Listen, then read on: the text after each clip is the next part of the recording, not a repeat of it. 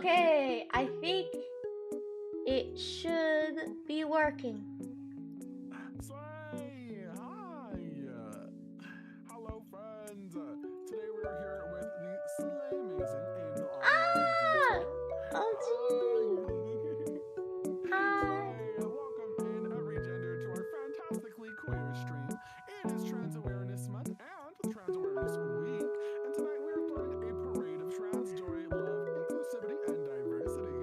This is our chance to lift each other up, learn from our history, and celebrate everything that makes the transgender community so incredible. We'll laugh, we'll reflect, we'll shine together because awareness isn't just about knowing, but it's about living out loud. So let's start with something a little bit fun and chaotic. As is tradition here in the Cub Arcade, we like to play a little game called Oh God! Two Truths, One Lie. Oh God! Okay. Hello. Hi. Thanks for the follows. Thank you. Hi. Yes, please go and spread some love Ah. if you can. I would appreciate it. Oh wait, it says that you're quiet on my stream. I will fix it. Chicken attack. For the chicken attack. Okay. You're all good. If you need a moment, I'll go over. If anyone has not played Two Truths, One Lie, have you played Two Truths, One Lie, Angel? Barely. I'm not used to. I didn't grow up with friends to play it with. Okay. Well, you got one now. So, Two Truths, One Lie, for anyone who doesn't know, is a little game where we will say three statements, two of which are true, and one of which is a lie.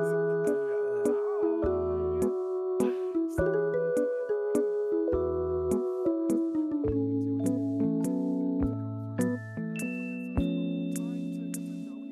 That sounds good.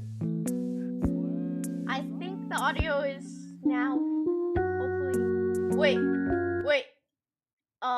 Oh shit! I did it the opposite way I should have. Okay, now I did it right. Absolutely amazing. I've been at Okay, this for how 4 we years, and looking? you can tell. Okay, so my three statements. So, for my first statement, I drive Yeah. a large pink Jeep Oh, with a fuzzy pink steering wheel and Hello Kitty stickers. I believe you.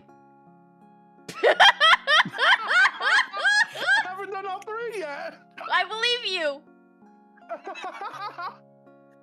So Period. for my second statement, Yeah. my second statement, second one. Yeah. Oh my goodness. For my second statement, I actually went to a private Christian conservative university. That's also believable. Queer. Those shit is queer as fuck. Are you kidding? They make the queers there. Are you kidding? It's a factory. I swear to God, like religious schools are like the Willy Wonka's chocolate factory when it comes to creating queer people. I swear to God. That is so funny. Oh my goodness. For my third and final statement. Yes. Before becoming a VTuber, I actually wanted to become a mortician. That one feels like it's true, but I don't know if it is. Mortician. Ah, that's. But it's so opposite that it could be it. It's so. What do you it's think? so opposite. No, cause morticians be quirky as hell, right? Exactly. But I don't know if I can. The things that I know about you, okay? The Hello Kitty feels stereotypical enough. that I don't think it's true. But the mortician is so, like, far-fetched that I also don't think it's true. But Okay. but I feel like the college thing is true. I feel like the school is true. Okay. Okay. So it's between. I don't know how you'd have a Hello Kitty car in real life. Like, okay, like, do you drive it to work? I do. That didn't sound very convincing. I'm like, what do you mean? Wait, Like, what do I do wait, with it? I'm quiet on What your else end. would I do with it? I'm quiet on your end, unfortunately. Sorry. Oh my goodness. That's Here, okay. let me It's up okay. your I volume had in- you in quiet, and Discord. you did the best intro of all time, and I'm mad about it. Oh my goodness. Thank you, Tazzy. Hi, God. So, which one do you think? Do you want a reminder of them all? No, I know what they Tiger, all. feel free I know what to they are. compliment as well. You gotta start labeling things. I don't believe in labels. That's not very progressive of you, is it?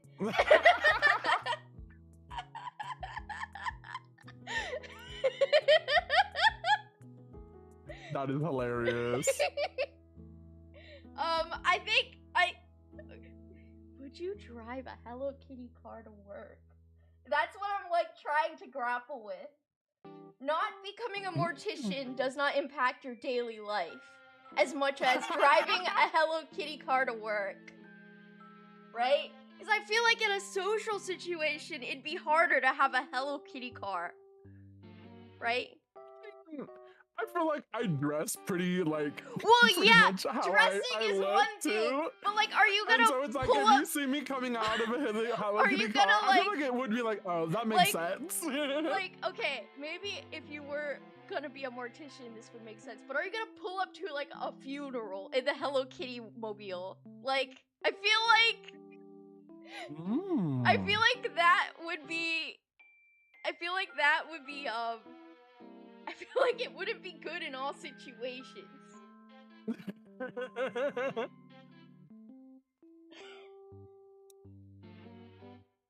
So, okay, no, final answer. I think you don't have a Hello Kitty car. Okay. Pat, I'll give you a second to answer. What do you think? What do we think? What does chat Do think? you Guys, think? you gotta agree with me so I don't look bad. Guys.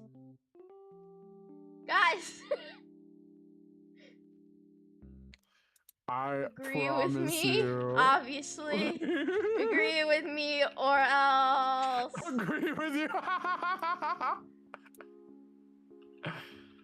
So, you are correct. Yes! You're correct. I do not, in fact, own a Hello Kitty car. They called me gullible. I just went all dang and rompa on that shit. They called me gullible. You did. I thought You it literally through. were there and you're like, I have a prediction. Oh, I totally forgot it was a Jeep. That does make it less believable. Who can afford a Jeep in this economy? Yeah, no, I drive a smart car, actually. A Like, the smart complete car. opposite. Is it pink? It's black and white. But I do have a fuzzy pink. I do have a fuzzy pink steering wheel cover, and it does have Hello Kitty stickers. That is redeeming. You're good. So I did go to a private Christian conservative university, Okay. and I did in fact want to become a mortician. I'm sorry, I kind of ate that. I kind of ate that up. I kind of You really did. You did. Honestly. Real. So real. I'm like, oh, lie to wow. you. I don't like that. I'm like, oh, well, Okie I'm dokie. just Googling how to lie wiki how. Literally. I'm like, oh, okay. Okay, I can do All right. this. I Are can you think of ready? one. Are you ready for your 2 truths and a lie? I'm gonna think of something. Okay. Let's see. I'm trying to think. What's it? Okay. Okay. All right. Number 1.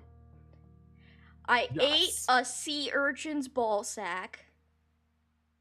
Number 2. Do sea urchins have ball sacks? Number 2. Number 2. That's not important. Number 2. That's not important. Number 2.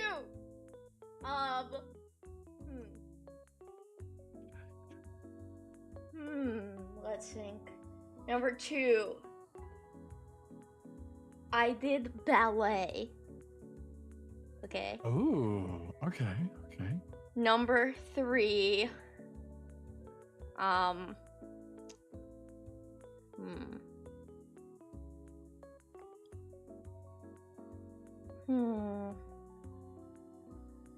I was a really big Swiftie.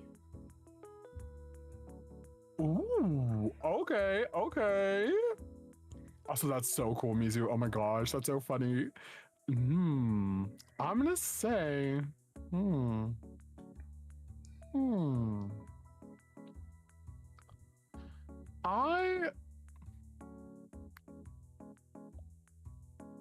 gonna say. This is gonna be hard. I'm sorry. I didn't mean to make it I'm gonna difficult. say the ball sack. Really? Thank you, Cobra Roll Base, for the follow. I'm gonna say the ball sack. Do sea urchins have ball sacks? So you think the ball sack's a lie? I'm gonna stick with chat. What do we think? Do we think do sea urchins have ball sacks? No cheating! This is serious. I don't. Deduct it yourself. You have to deduct the balls. I'm going to say the ball sack because I don't think they have ball sacks, unfortunately. That's where you're wrong, bucko. They have ball sacks? I did eat sea urchin gonads. How'd you do that? It was at a sushi restaurant. I had like one minuscule bite because I was dared to. I'll do anything for a dare, pretty much. That's crazy. It was like spiky. You could taste like the teeny tiny spikes. It's called uni. If you look it up, it's called uni. Oh my goodness. Yeah. It's the testicles of the sea urchin. I didn't know that they they do! ball sacks. Uni is the edible gonads of a sea urchin, and I had like literally like not even of like it was like such a minuscule bite, like not even a bite. It was like less than a centimeter. Like, that's crazy. Yeah, I just had a little bit. I didn't know that was a thing. It is, and I'm kind of proud that I pulled that off. Yeah, I'd never be a Swiftie. Tell me why that was my second guess. I literally was like, okay, it has to be the Swiftie or the last thing. Because I was like, I'm like, what? I did not know. Yeah, you can eat it. Ball sacks, and you could eat it. It was like sharp almost. You could taste like the prickly. It was like probably like a cactus almost, I'd imagine. Not like sharp. It was like just like prickly. Oh. It didn't taste like much. It's wild. It was just kind of spicy, sort of. Yeah, it was at a super fancy sushi restaurant. That sounds so interesting. I love Asian food is like my favorite food, so I like to try new different things, and I got dared, so I obviously was gonna be the one to do it. Obviously. I love that though. That's so honestly very intriguing. I love that so much. Honestly. Are you flabbergasted? Are you flabbergasted? I'm flabbergasted. My gastards have been flabbered. I was like, hello? That's a thing? That's crazy. Yeah. I love that though. I love that so much. That's hilarious. That's so funny. They're going. For our next little section, we are going to be doing a little bit of an introductory section. Our little introductory section is going to be all about getting to know one another, doing some little fun questions and whatnot. That sounds good. So, we were originally, when we were doing our little Two Truths, One Lie, you mentioned Danganronpa.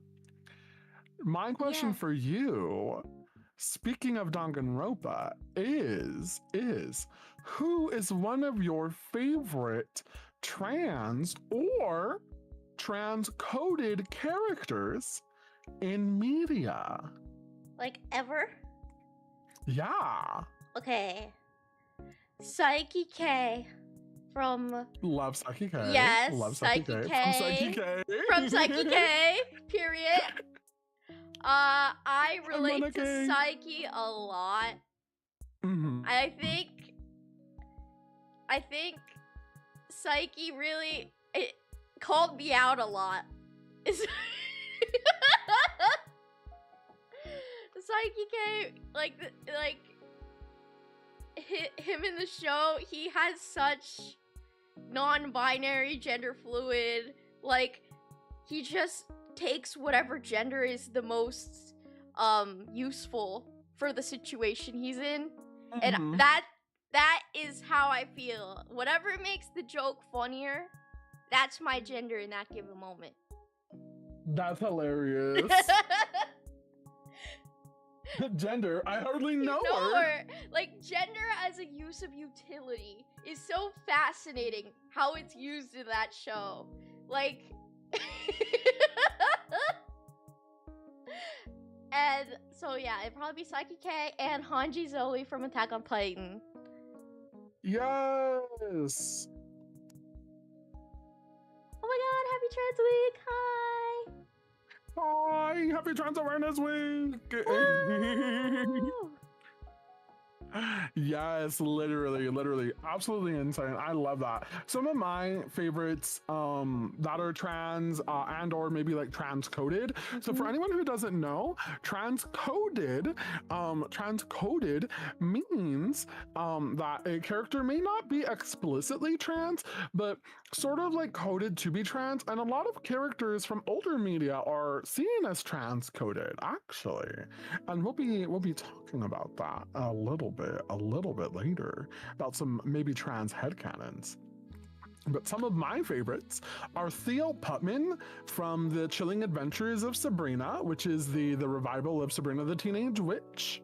Elle Argent from Heartstopper. Elle from Heartstopper, amazing, love. And Jules, actually, from Euphoria. Oh, I have not watched any of those. So, Theo is a trans, I believe they're trans male. They are female to male. Elle and Jules are or MTF, male to female. And they all share very like thrilling journeys with their transness. Elle actually came in the series already transitioned trans, and they are in Heartstopper, which is a really good read and a show, and then Jules from Euphoria, also amazing show by the way, also already transitioned and absolutely slay amazing, but going now from our, favorite characters, is there a headcanon of a character, a headcanon of a character, that you believe is trans or transcoded? Okay.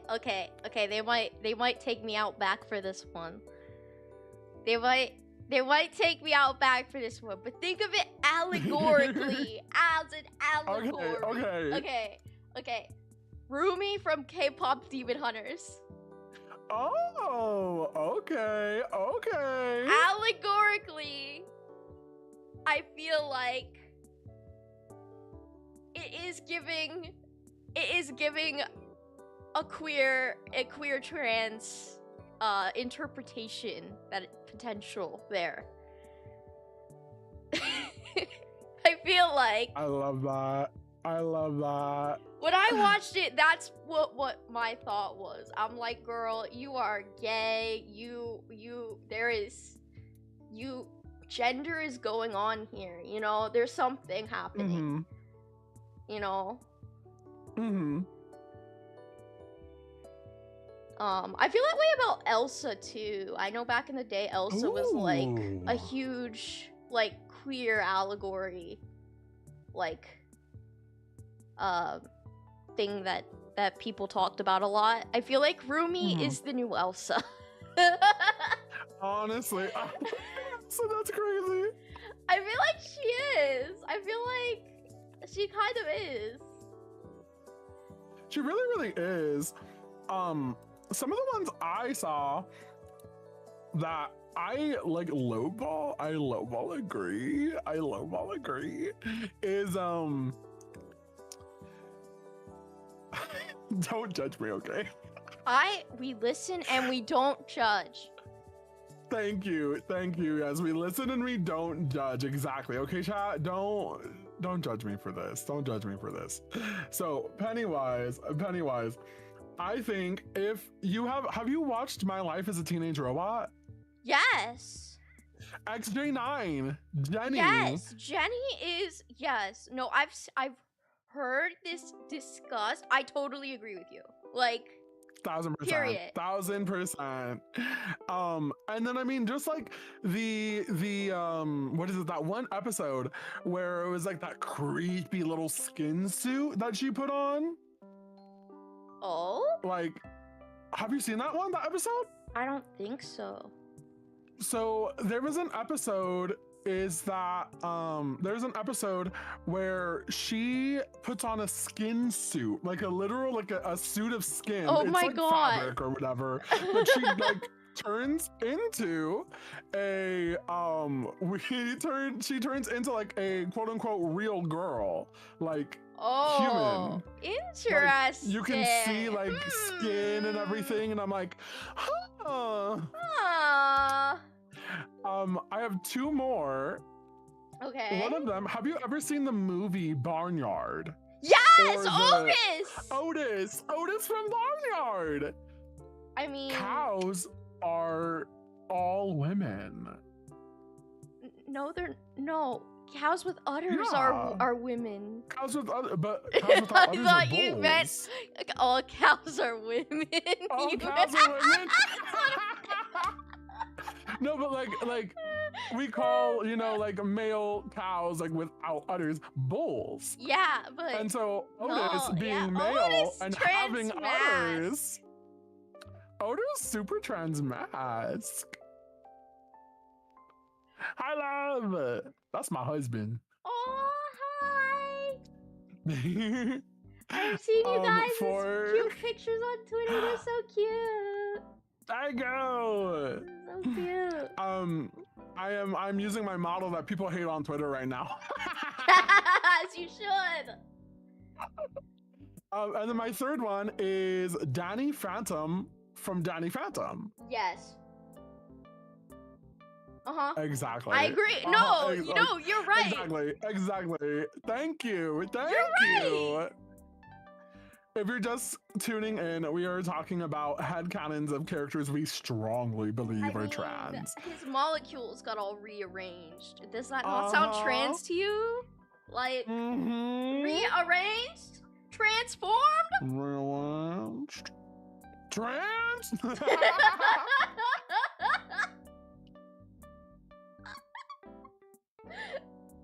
Rearranged? That doesn't sound very cis to me. His molecules got all rearranged. Sounds a little trans to me. On that same vein, Cosmo from Fairly Odd Parents. Yes! Oh my god, I'm preg.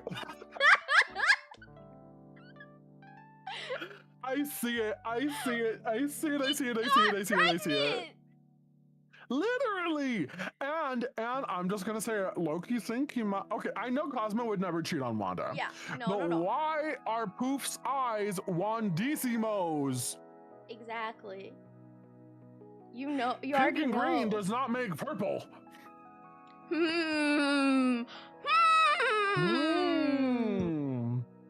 That's a think piece. That I will be thinking about that late at night tonight.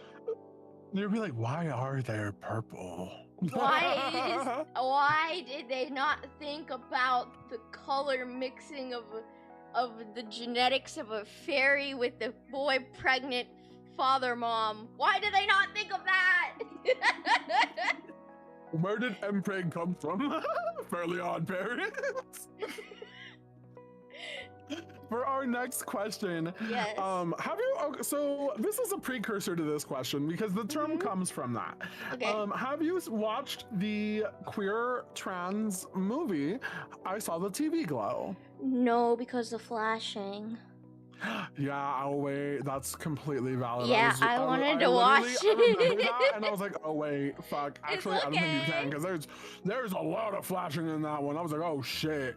I literally told my partner as we were watching this, I was like, yeah, mom can't watch this.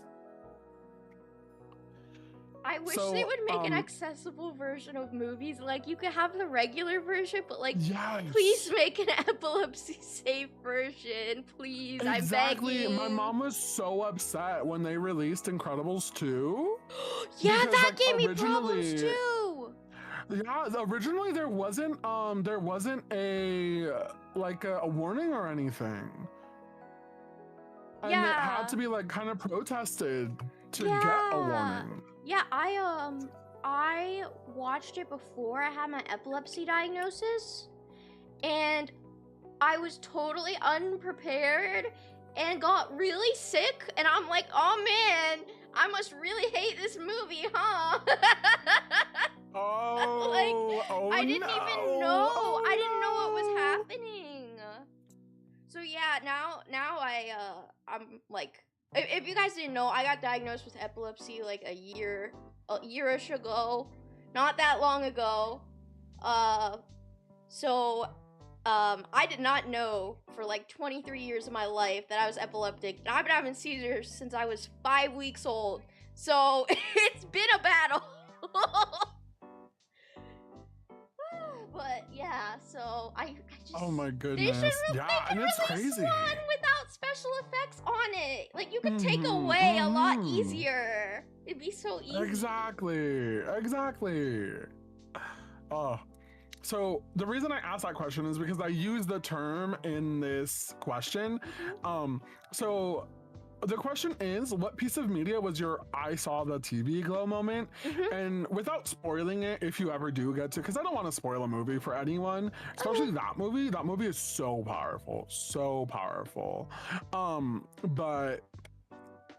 But I Saw the TV Glow is kind of like that awakening. Like, was there a moment in media, like when you were watching something, reading something, listening to music, where you were like, you know what? Yeah, like that's pretty me. Like, that is, I don't like, kind of like one of those moments where it's like, why am I crying? Okay. I think I first experienced really intense gender envy. Does that count? Yeah. Gender envy watching Yuri on Ice with Viktor Nikorov. Oh. If you look at my model, I'm sure you can kind of see the resemblance a little bit. I didn't even mean to do that. But I don't know, seeing Victor be kind of feminine in some scenes and then masculine in other scenes, and like being in a queer relationship, I just got really bad. I was like, I want to be you. Like, how be you tomorrow, please. Exactly. Yes. So that I don't know if I wouldn't say I was like, that was like a, oh, I'm trans moment. White hair, purple suit, zesty, he's you! No way, you're right! But yeah, I think that would probably be mine. The thing is, I don't think I've ever fully related to a character like that before, I guess. I guess Psyche would be the closest that I felt like, oh, maybe this is kind of me. I kind of felt it with Rain Whispers from the Owl House a little bit. Oh, okay, yeah. That was like, oh man, okay, that's a way of being. That's feels a little bit close. But other than that, not really. I don't think I ever had. For queerness, I did. For transness, I don't think I've had that moment where it's like, that describes it perfectly type moment, or like, that's the thing that is me, you know? Because my gender is really complicated, if you didn't notice. It's really complicated. It's like a whole thing.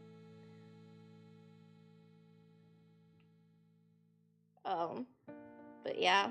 I love that you kind of like also inherently like answered our next question too, which is so funny. Okay. Which is literally, what celebrity or character gives you gender euphoria And moment? Yep. Hatsune Miku. Hatsune Miku too. Yes, Hatsune Miku. I'm so sorry. I mean, no offense to any British people, but one of my favorite sound bites is, oh no. Hatsune Miku does not like British people. It's in my head. It literally does not come out. I'll just say that. Or me and my partner, when we're together, sometimes we'll just be like echo chambering, and we're just like quoting random things. I'm like, oh my goodness. For our next moment, talking about different characters and whatnot, which video game or fantasy class would you say best describes your gender expression? So like a knight, a wizard, a knight, a wizard, a cleric, stuff like that. Someone who's misplaced their debit card. I would probably be a bard. Let's be real. I see that.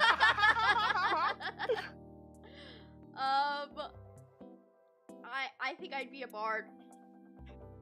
I think I would awkwardly sing my way out of situations, probably. I'm also very persuasive, so I feel like I can be pretty persuasive. I haven't played much D&D because, as I said, I grew up with no friends to play D&D.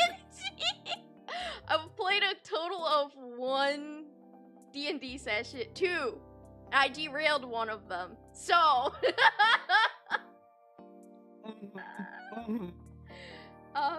yeah, I'd say probably Bard is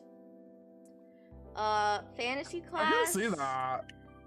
Yeah, did that answer the question? I guess. Yeah. Okay.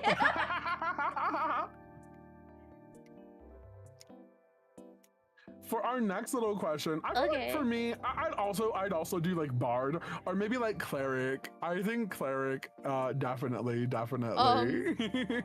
Don't crucify me, but what's the difference?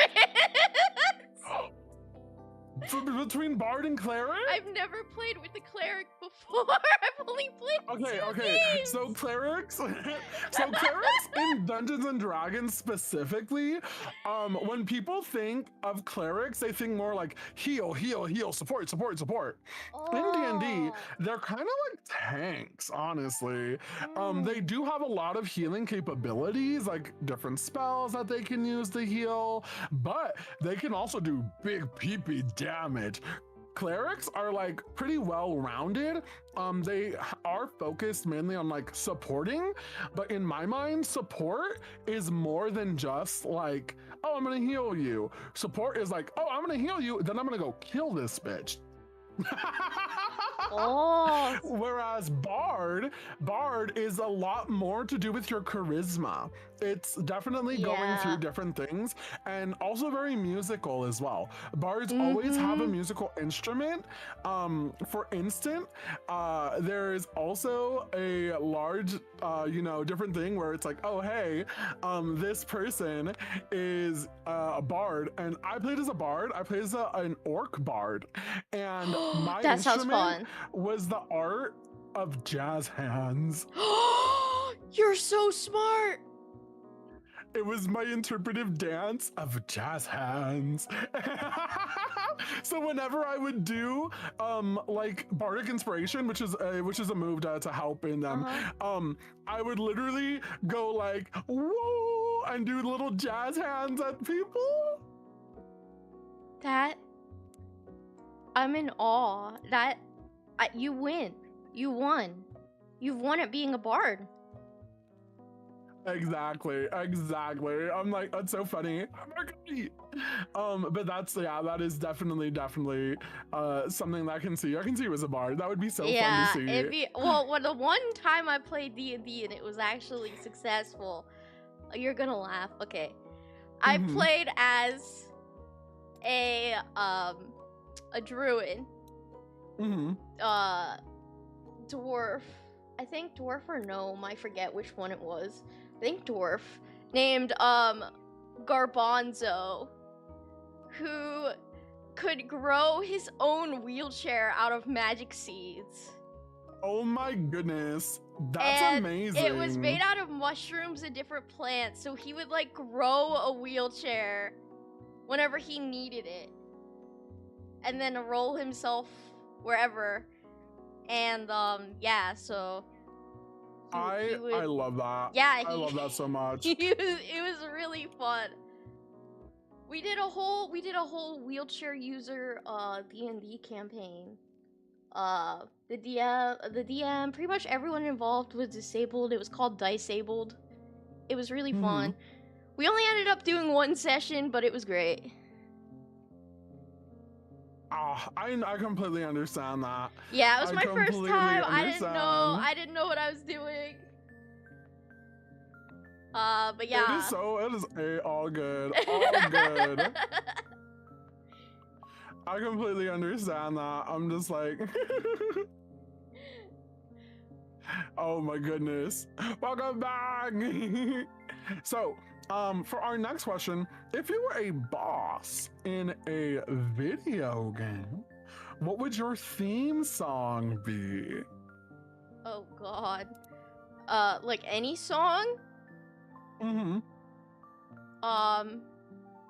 I gotta poop and fart. I hope I don't shart. And poop and fart. Hope I don't shart. We're singing oh yo yo yo. We're singing oh my goodness. Yo. Just in the back of it, that's honestly so funny. It's called Poop and Fart by Peter Chow. That's peak. Or Rich Minion. Rich Minion? Have you ever heard Rich Minion? No. Oh my god, you would love Rich Minion. Okay, it is. I'll send it to you for later. It goes. It goes. I went crazy, I did it. I just went crazy, I did it. I just went crazy, I did it. I made a song for the Minions. Ah, how much they pay me? $1 million. Ah. I count money. Oh my goodness. I count money. I swerve in a Humvee. I count my children, my minions. I count my minion, my children. We take it over the world. Oh my goodness. We make a whole lot of That's millions. so funny. Yeah, I don't like Vector. I don't like Vector. My diamonds glitter. So stupid. Oh my gosh. I blasted this song outside of my friend's hotel room at like 1 in the morning when we were in Las Vegas. I blasted it out his door. Oh my gosh. My boyfriend pushed me in my wheelchair through the hotel, blasting this to his door. Oh my goodness. So those would be my theme song choices. Poop and fart and Rich Minion. I love that so much.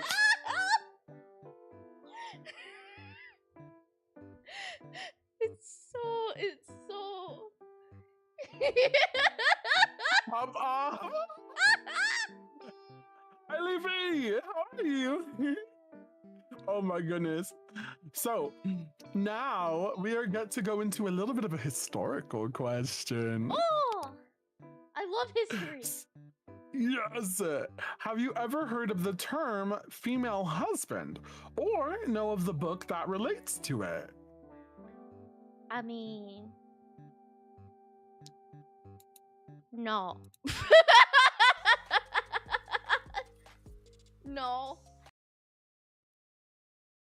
So, female husband is a little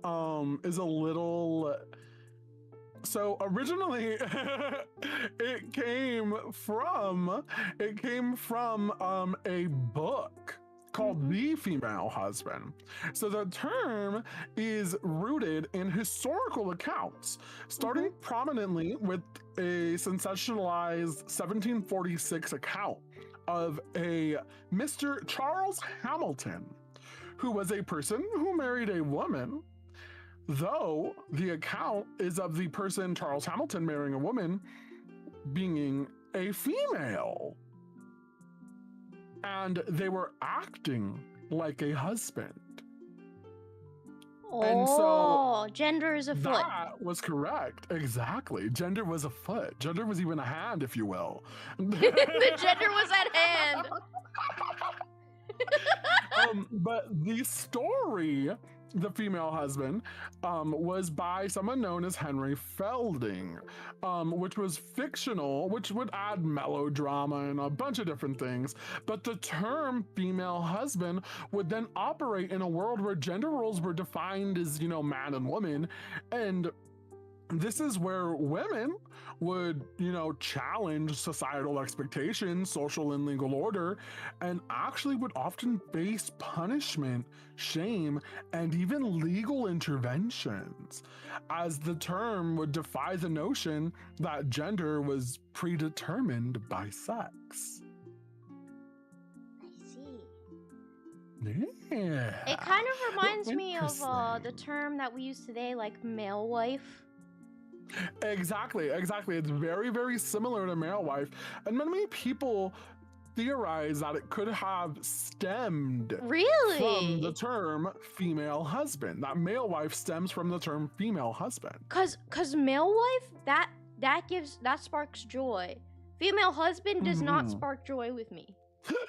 Like male wife sparks more joy. I think it's cause I don't know. Okay, I didn't bring this up yet, but like I feel like there's probably a little bit of trans mask down there somewhere. We're not gonna address it. I feel like it's probably there. I mean, I'm sure you noticed all the characters I've listed so far that giving me gender euphoria, guys. So like, That's valid though. That's so valid. Completely Yeah. understandable. So I guess I would more so consider myself like a feminine boy than like Mm-hmm. a you know, like yeah, I would consider myself non-binary feminine boy, you know? Like Yeah. that thing, that nebulous idea would be the closest I could think of to what it would be if I knew what it was. Ooh. Mhm. That makes sense. That's the closest I could get to what it would be. Yes, definitely, definitely. I can definitely see that. I can definitely see that. For our next little segment, we get to go into when did you first learn about Trans Awareness Week or Trans Awareness Month? Phew, I want to say maybe 17. Mm-hmm, mm-hmm. I was pretty young. I pretty much went for OMG help me, what the fuck's wrong with me? I kind of like latched onto the queer community like a lifeline as soon as I'm like Mm-hmm. something's not something is different and I don't know what it is. So I realized the bisexuality first and then the non-binary came after. But I was 16 when I started identifying as not cis. So I went through a couple variations, but non-binary's been the go-to for about 8 years, I'd say. I've been Slay. So yeah, about 8 years I've been identifying as not cis, and then that kind of evolved into non-binary. I love that. I love that. So yeah. Yes, Angel is wonderful. Please make sure to go give them a follow if you can, Leafy. Thank you. You guys are so nice. Your chat's so sweet. Thank you guys so much. Do you know when Trans Awareness Month was implemented in the US? No, I have to assume it's been more than 7 years. if my math is mathing, I have to assume it's been longer than 7 years. That's my best guess. Definitely. Thank you for the follows. Hi. So Transgender Day of Visibility was actually founded in 1999, but the Transgender Day of Visibility was founded in 2009, and that's when like the first event took place. That's more than 7 years ago. So yeah, close enough. I think you're right.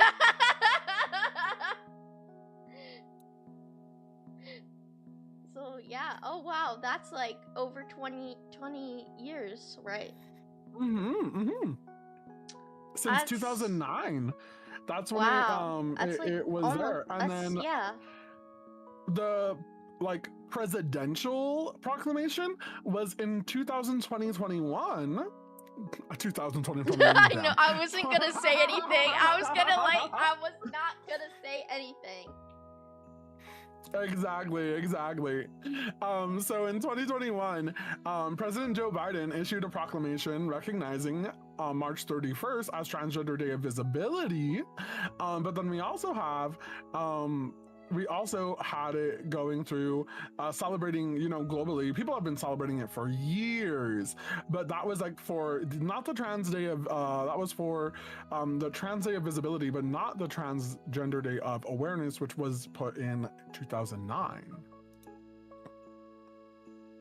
Okay, so yeah, that makes sense, because that makes sense. Yeah. Do you have a favorite trans creator, whether that's a streamer, artist, celebrity, etc., that has made an impact on you and your content creation journey? This is gonna sound so cheesy. Go for it. Do it. If I say you, does that count? No, not me. What do you mean, me? But it's true.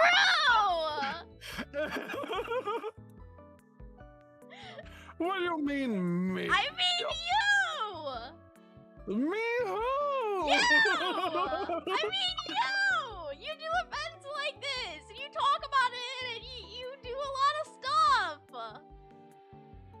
I do all the queerness. Exactly. And like, you know, I told you I've been following for a while. # not a stalker. And I've seen a lot of the stuff that you've been up to, doing all kinds of showcases and all kinds of things. You know, and you do a lot for the community, like both VTubing and streaming and the trans community, and you know, all the communities. So I mean, there's a few, but you know, I mean, I have a lot of friends who aren't necessarily content creators, like artist friends who make stuff that inspire me, but like, oh, that's so thoughtful. That's so sweet. I mean, Thank genuine. Thank you. I mean, real. I appreciate that. I appreciate that. How do you see the trans community? How do you see the trans community represented in online spaces such as VTubing or streaming, content creation in general, video games, etc.? VTubing's been really good for the trans community, I feel like. Cause like, you could be fucking anything with that, like, you can represent yourself however you want, really, as long as you have the imagination, like, to do it. Like, the medium of VTubing is so vast and expansive that it really has been a great medium for trans people, I feel like. So, I don't know, I mean, there's a lot of trans VTubers. I mean, like, a lot.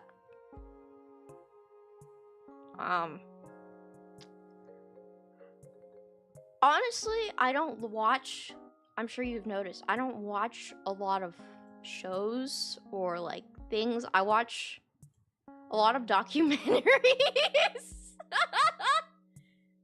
I'm not tapped in, as the kids say, to stuff as much.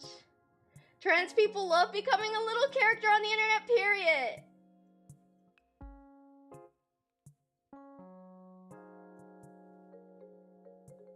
But I don't know if I answered the question good or not. But I'd say VTubing really helped me. Cause it's like, oh my god, I can, you know, present with my big ass yaoi hands and my yaoi arms, you know, however I want. And people won't judge me, you know? It's nice. I mean, they judge me anyways, but at least it's my fake body and not my real one. You good? Oh my god, I've been muted. Yeah, it's okay. Happens to the best of us. Oh my god. I was like, wait, hello? I was like, I'm it's talking. Okay. Oh my goodness. I was like, oh my god, not the yaoi hands. I was like, that reminds me of yaoi paddles when I think of yaoi hands. I was like, oh my god, what's going on? That's a throwback. That's a throwback. That's Oh my goodness. For our next question, how or in your opinion, how do you think trans identities are perceived online in online spaces, and how has it shifted over time? I think it's gotten more aggressive in terms of I think because trans people are more visible, because we're not like hiding it, I think that it puts a target on us in a way, and that leads to a lot of people shitting on us all the time. And I don't know, they just really don't like what they don't understand, and they don't care enough to understand. And like with any new thing, like being quote unquote new thing, the new thing, like being gay. Remember when gay was new? Like it takes time to educate people and to explain to them about different ways of being. And I think we're in that growing pains phase right now. But I think just like with gay rights, in the end, I think freedom of expression will always prevail. Because as human beings, we innately want to express ourselves. If that makes sense. Yeah, definitely. So I think it's bad right now because we're in the growing pains of acceptance, essentially. So that would be my my answer, I guess.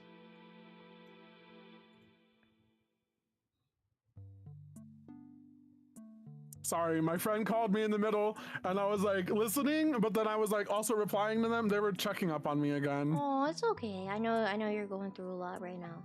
It's all right. I'm like, oh, but thank you so much. And I think you're honestly, that was such a wonderful answer too. I really loved it, honestly. Thank you. I Of hope course. we're in the growing pains right now. Because if you think about it, if you look at the history, you know, any marginalized group on the road to acceptance has had these growing pains of people shitting on them. Exactly. And the pendulum will swing. Like, in the end, you just have to keep fighting and just keep trying to be happy. And I think the best rebellion in this world is queer and trans joy against bigotry. Period. Exactly.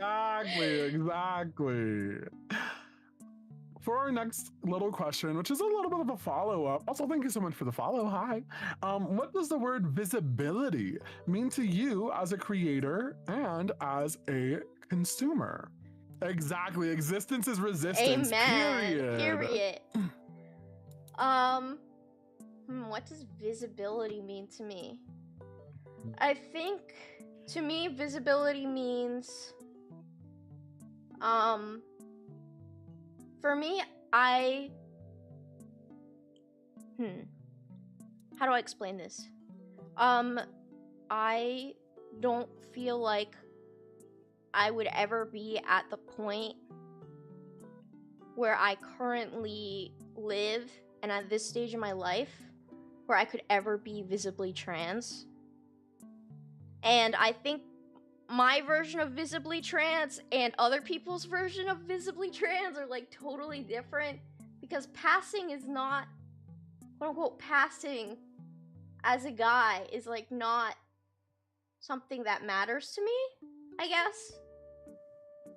I would just like to be viewed as a person. So I don't know how you can pass as a person without any of the gender being assigned, because people will make assumptions. It's just how it is. So I don't even know what being visible means to me. I guess what being visible means to the community is having our voices heard when it comes to political and socioeconomic issues. That's what I would want.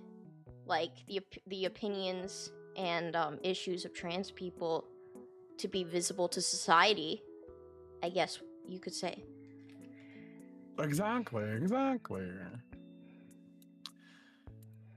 Now, for our little history question, I try to end each little segment with a little bit of history. Just I'm to give us really a enjoying little this. This is love. fun. I'm glad. So, oh my god, I love this freaking song. This is a love song. Oh yeah. Sorry, it gets me every time. I'm just like, You're yeah. good. It's Rebecca Sugar's album. Oh hell yeah! I heard they released a new album.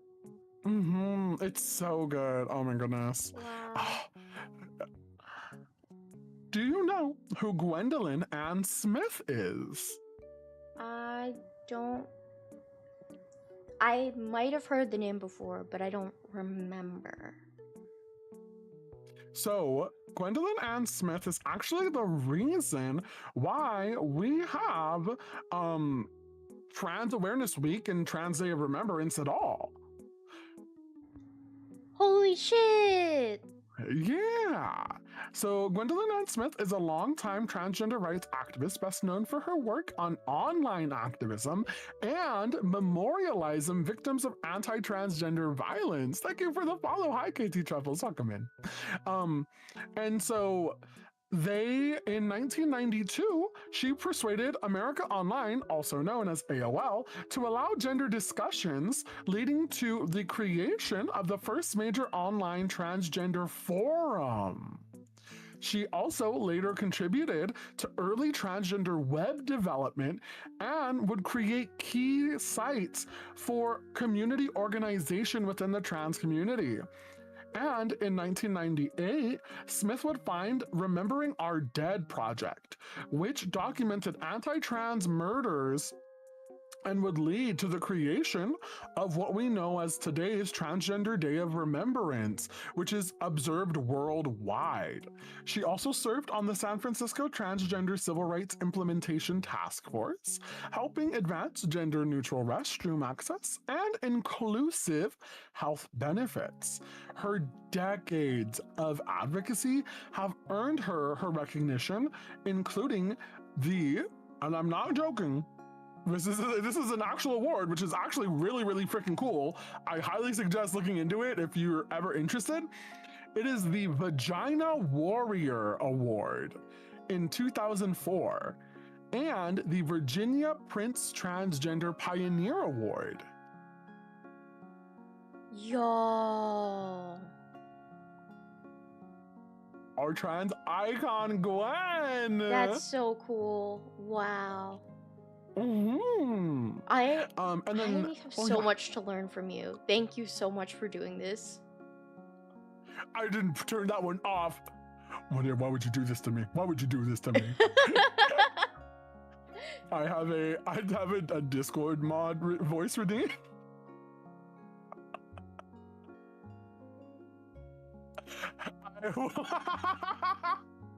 I'm not gonna do it with Angel here.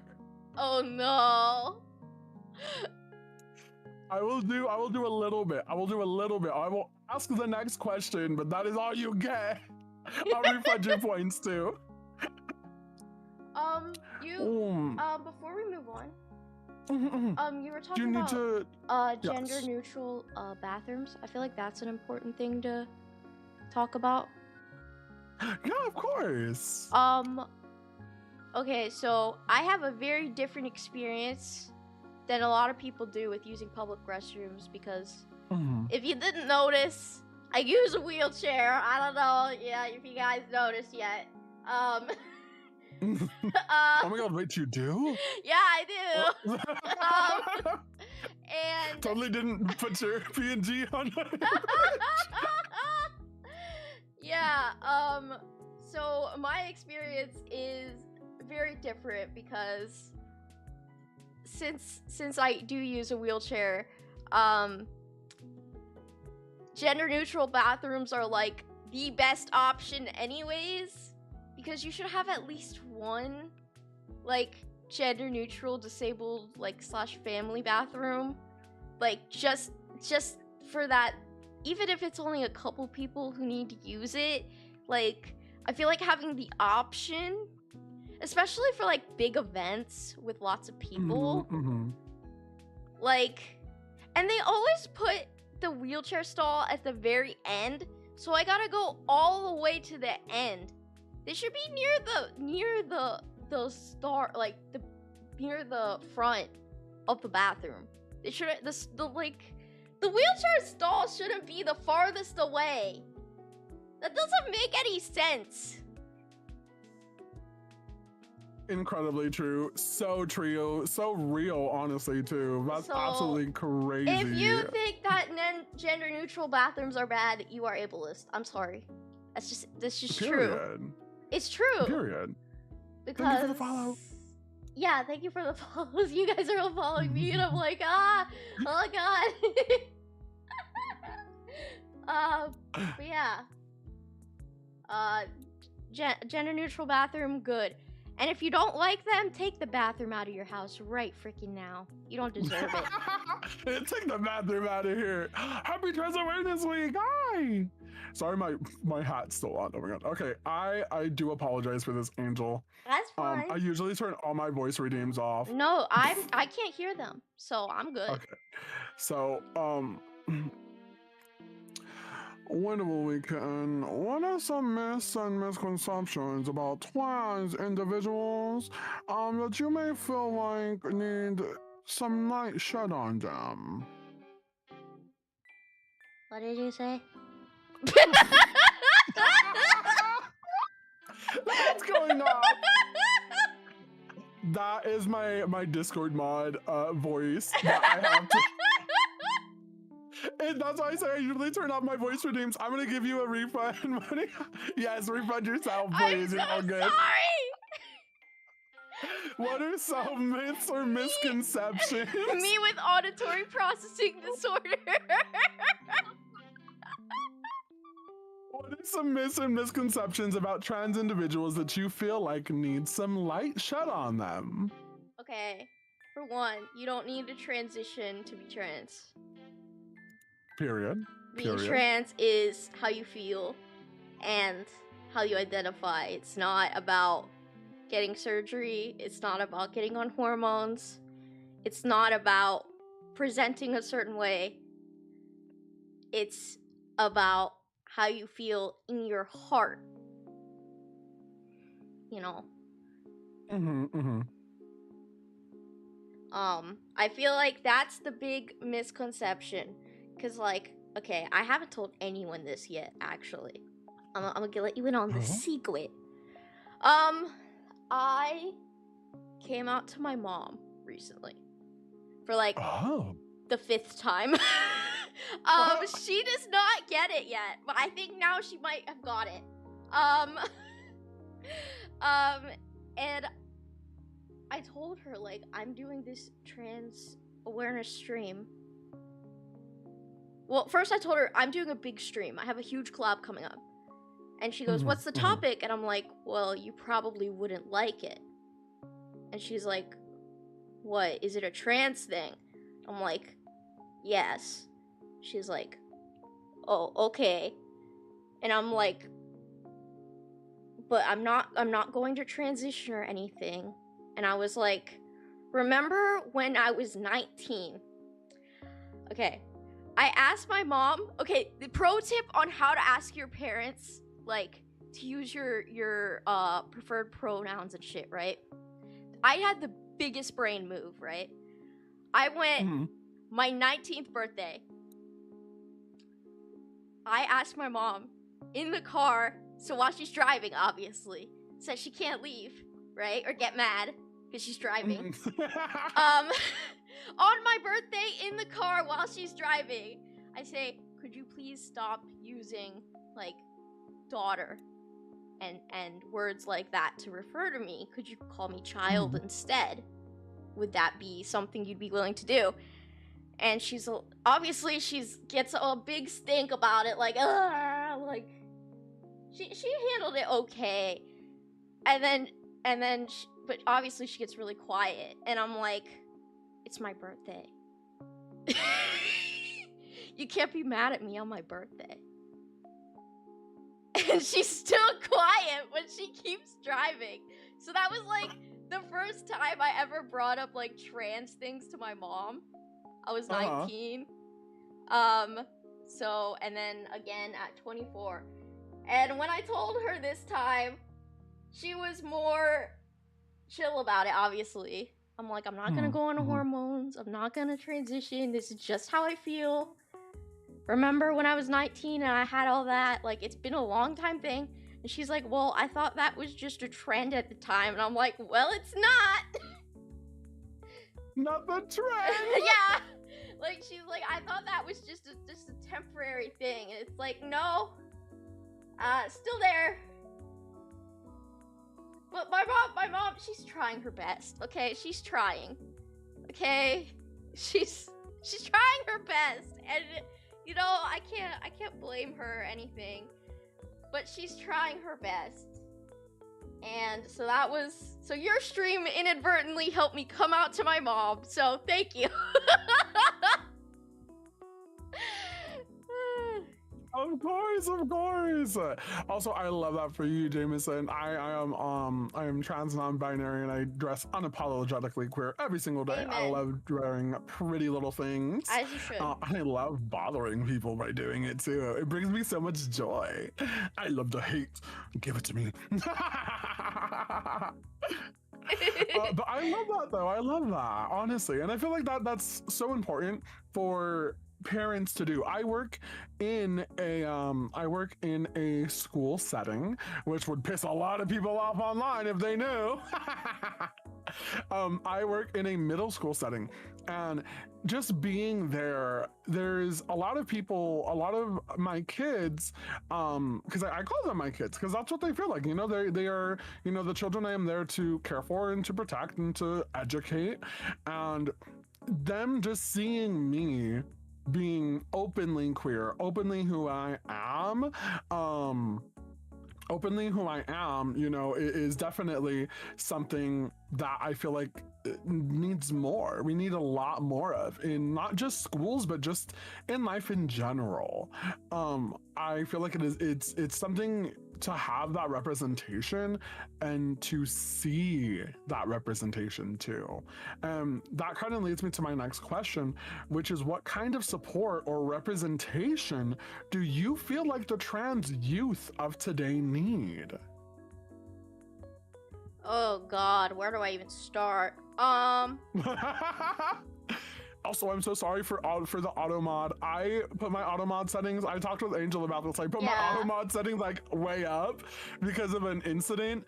And so usually I am all for saying serving cunt, hell yeah. But unfortunately, right now we're keeping it a little calm. Yeah. What do the youth need? First off, I'd say, well, there's a lot of laws that need to be changed. I feel like that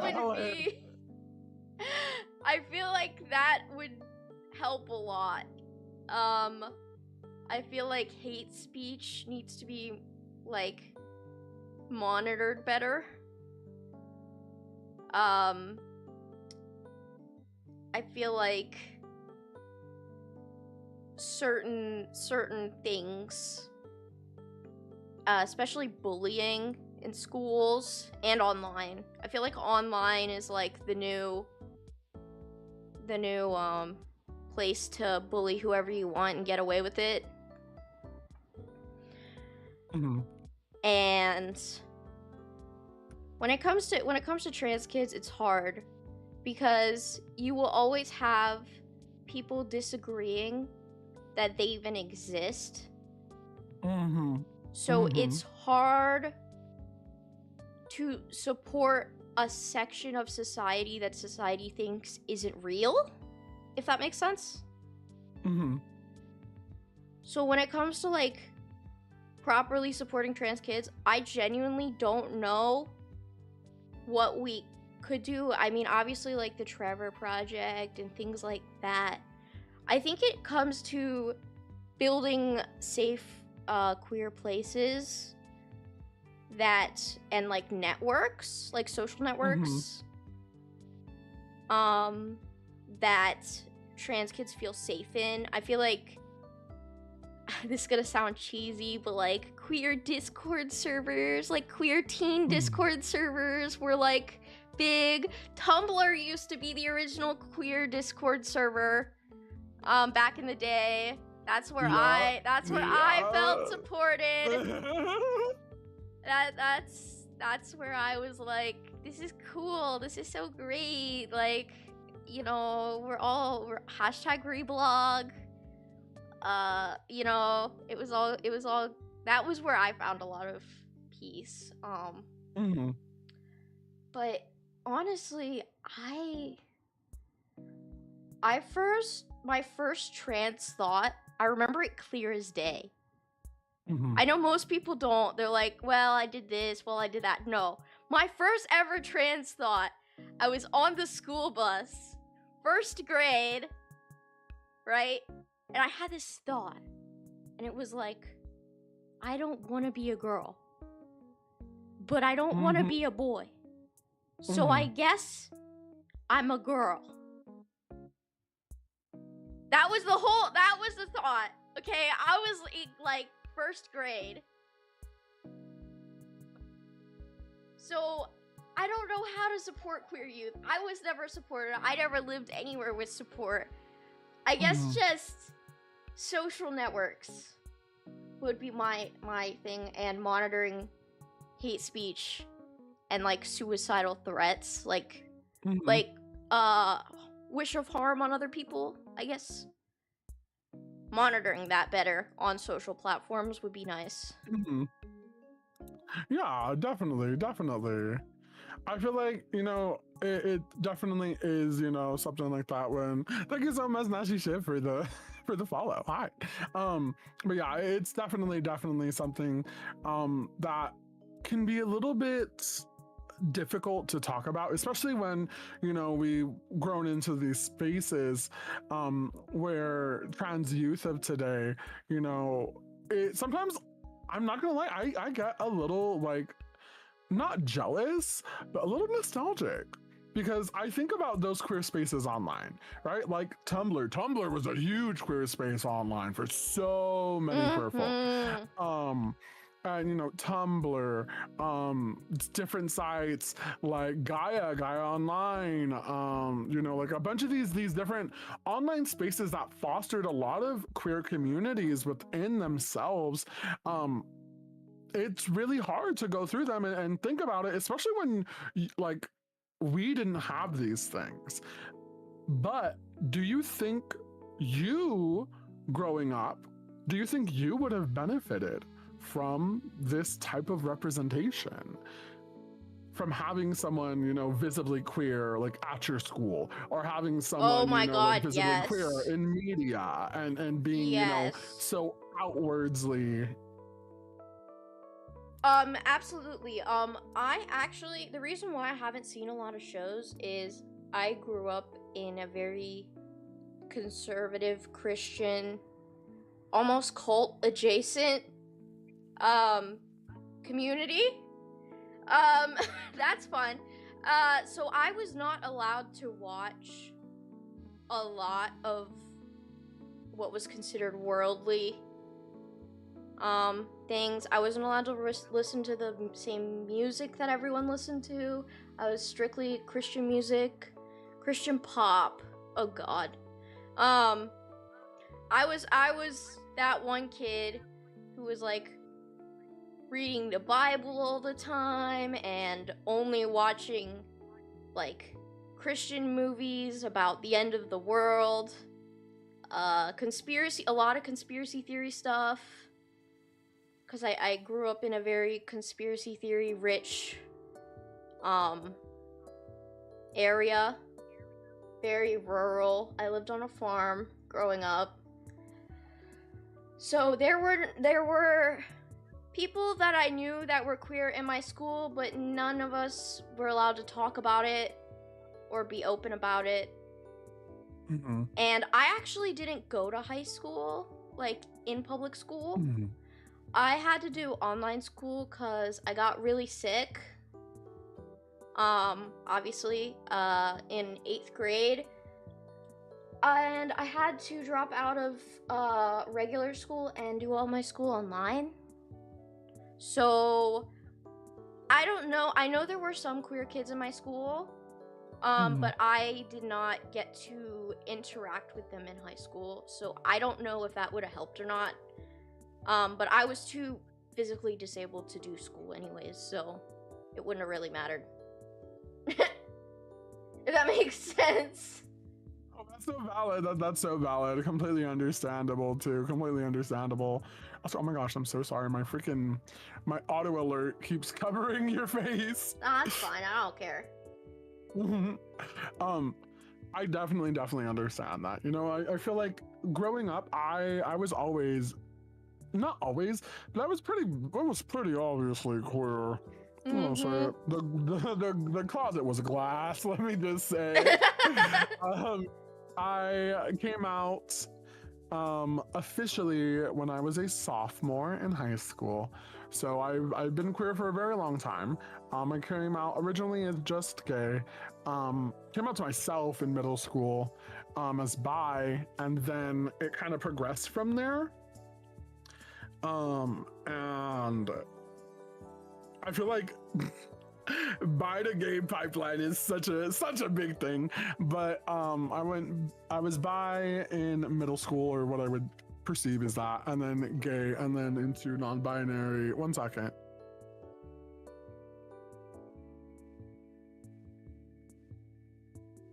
And then now outwardly present as, you know, very incredibly queer, incredibly non-binary, incredibly trans, and I feel like having that representation growing up would have made things so much easier, honestly. You know, like, to understand these phrases, I feel like having that queer history, having that queer learning is so important to a lot of us that we don't necessarily take it into consideration as kids, because we're like, well, I don't know what the term is, or I don't know what X, Y, and Z is. And then we grow up and we start learning more about our history, about, you know, what different things are. And it's literally just insane. All of that stuff happens, and it's like, wow, there's so much going on in the world that I wish we had that representation. I would like to say one thing. Yeah, of course. I'm autistic. Wow, what a shock. No one thought so. I'm autistic, and as you guys probably know, gender is a social construct. So having a like neurological disorder that affects you mentally and socially definitely did not make the understanding of the whole gender thing easy. Like, the concept of women are quote unquote supposed to do this, men are supposed to quote unquote do this, like only women can like this thing and only men can like this thing, and this is the role of the strong man, this is the role of the cooking woman. None of those things ever really clicked for me.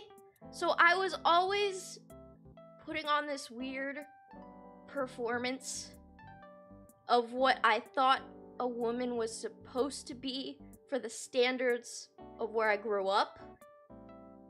But it never felt like I was being myself while I was doing it. To me, being autistic affects like how I view my gender so much, because I'm not good at those types of quote-unquote societal rules of what society thinks gender should look like, and how, like, the intricacies of things like Mhm. that. So it's always been very confusing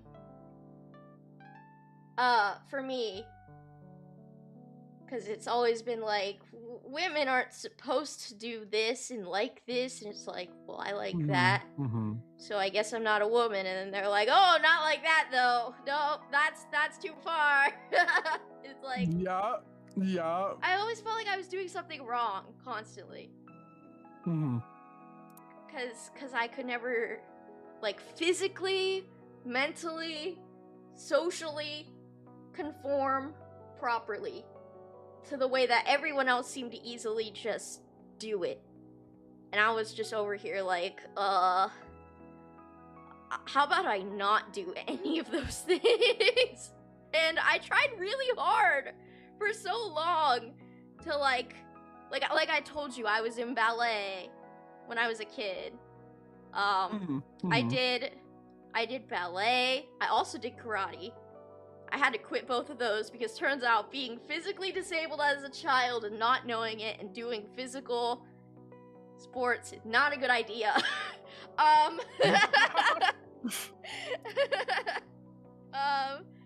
But yeah, I did all kinds of like stereotypically feminine things. I played with dolls. Like, I did all of those things.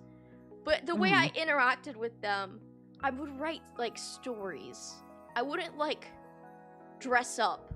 It was more like I was using them as a medium to tell stories. So like, what looked very feminine on the outside was in practice was a lot less feminine than it seems. It's like I was using the feminine role I had at my disposal to be, you get what I'm saying, right? Yeah. Like, I was performing femininity at the like bare basic level so that I could be myself in other ways, I guess you could say, if that makes sense at all.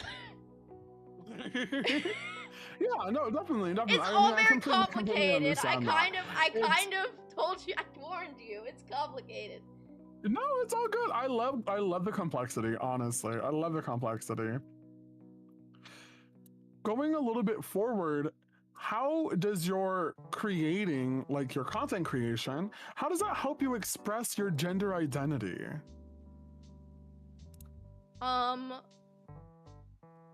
It takes a lot of the pressure off to have to look a certain way to be accepted by people, I think.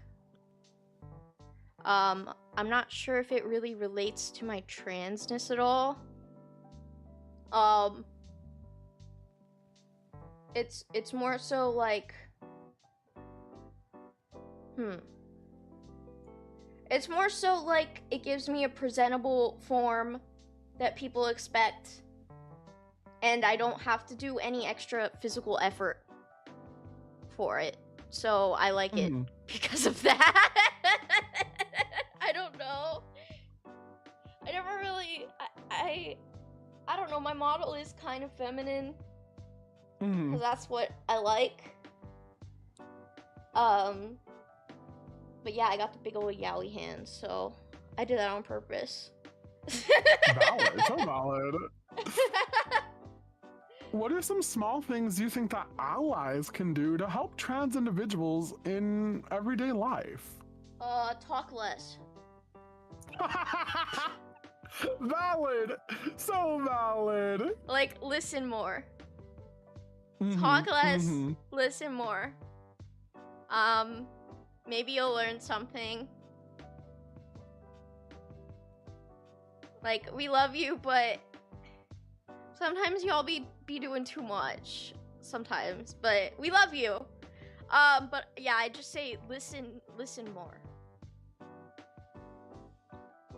And you don't have to say you're a hashtag ally every 2 seconds, please. You don't have to. We know. We heard you the first time. Like, it's okay. Also, be normal about trans headcanons, because some cis people take that shit, like offensively. Like, it's almost transphobic the way that they view trans headcanons.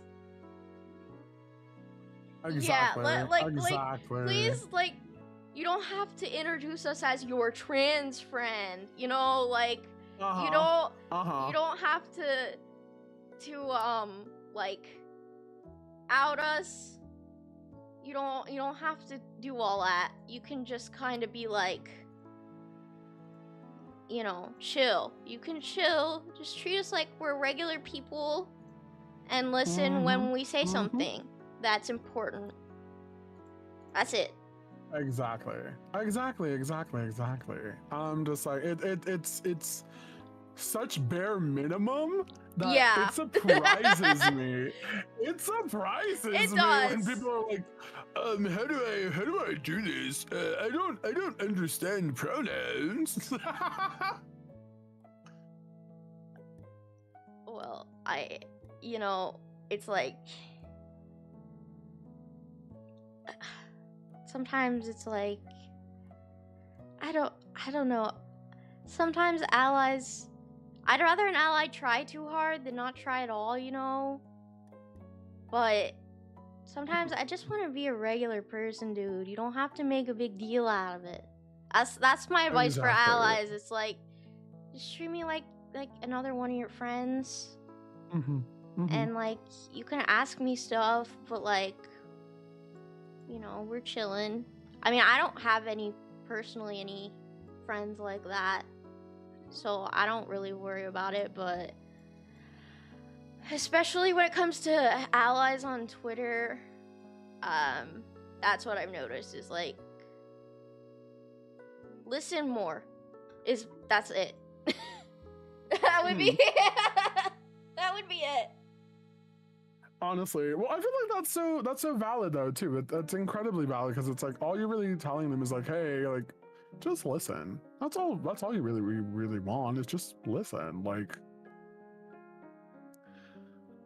Cause like an ally will like tweet like the trans pride flag and be like trans rights are human rights and then get like 500 bajillion thousand million likes.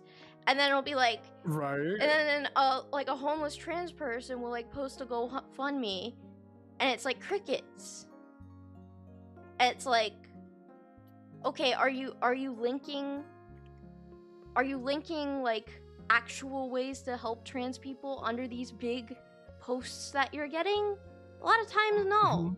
Like you're not doing any like meaningful.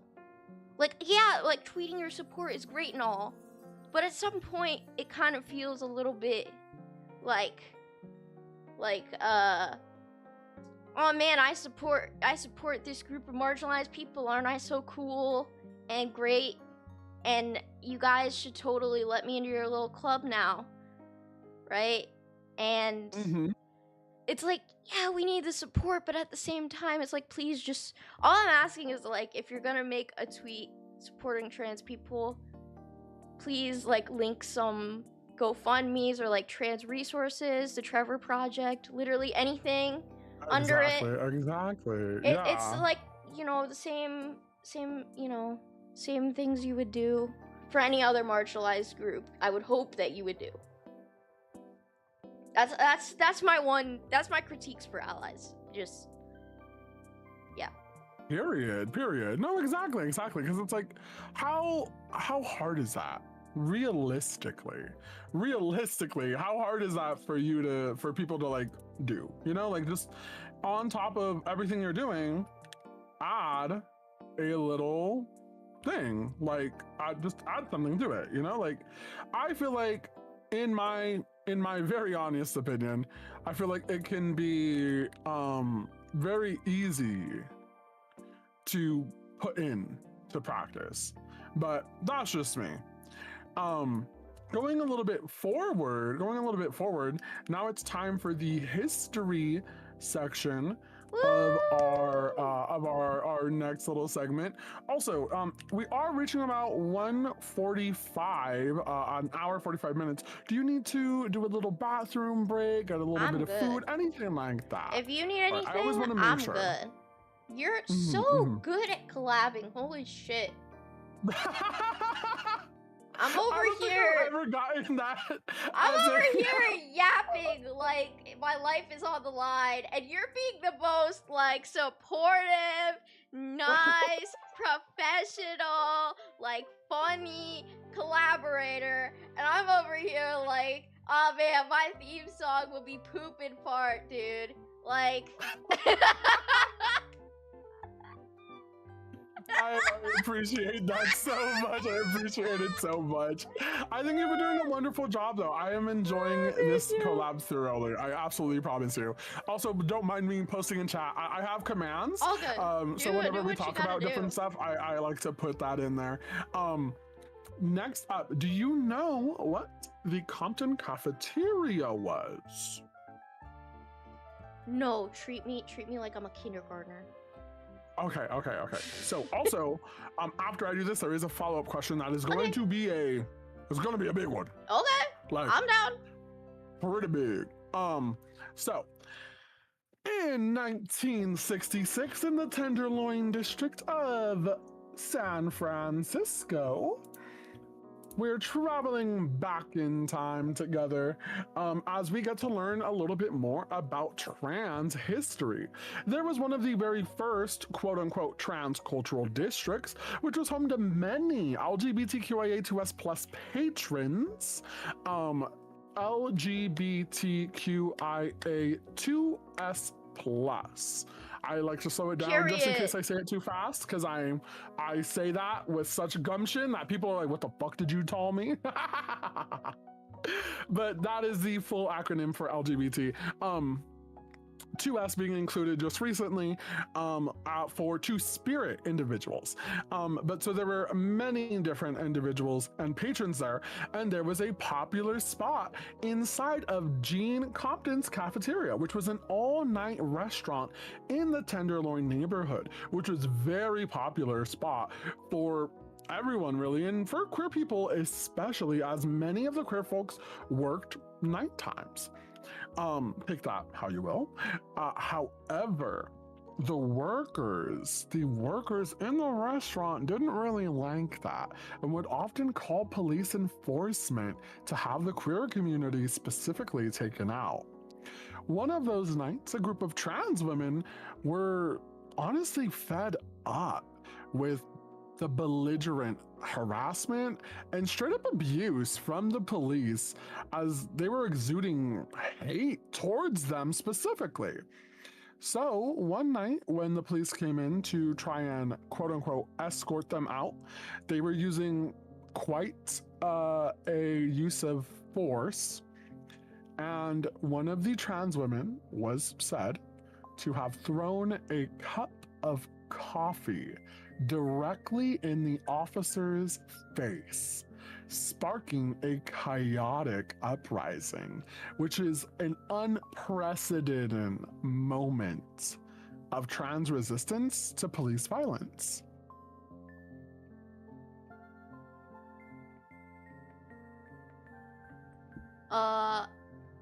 It slipped. I believe her. It slipped. They didn't invent those non-slip grips yet. Free her. Free her. She didn't do shit. It slipped. It was an accident, okay? Exactly. And this is a precursor to Stonewall, to the Stonewall Uprising. Now, my follow-up question is, do you know what Stonewall is? Yes, I know what Stonewall is. Slay. I would hope being in this community for since I was 14, I would know what a Stonewall is by now. I would hope. I would hope. So, I mean, honestly, it's a little, no beef to anybody who doesn't know, obviously. But there are some folks Bull who beef, don't why know. do you not know? There are some people who don't know, as you know, maybe they. I know. I've had a few. Queer education I want to say like bad in newbie. schools. I want to say newbie gays, newbie queers, Baby gays. We love baby gays, gays. baby gays. I love my baby gays. That have come on stream with me. Would you like to tell me a little bit of what you know, and I can give you my full historical rundown of Stonewall? Okay, what I know. Okay. I have to look up her. Yeah, I wanted to get the name right. I know that a lot of queer and specifically trans women did a lot of protesting at Stonewall. And I think several bricks slipped from a few trans women's hands. And it may or may not have injured some people of the first responder variety. I'm defending them till the day I die. You won't have me admit to shit. Allegedly in Minecraft. I don't know how if how much we're allowed to talk. I mean, it's a historical event. I don't know what we're allowed here. But I think I described it. I described it. I mean, the best I could. So I don't know. I'm not sure what TOS is on that. Yeah, no, you're more than free to say whatever you would like to say. Okay, well, the cops was being mean, and people fought back. Queer people fought back. You know, there were a lot of raids on the bars, in the area of Stonewall. I know that was a huge issue, and that harassment and jail time, like jailing of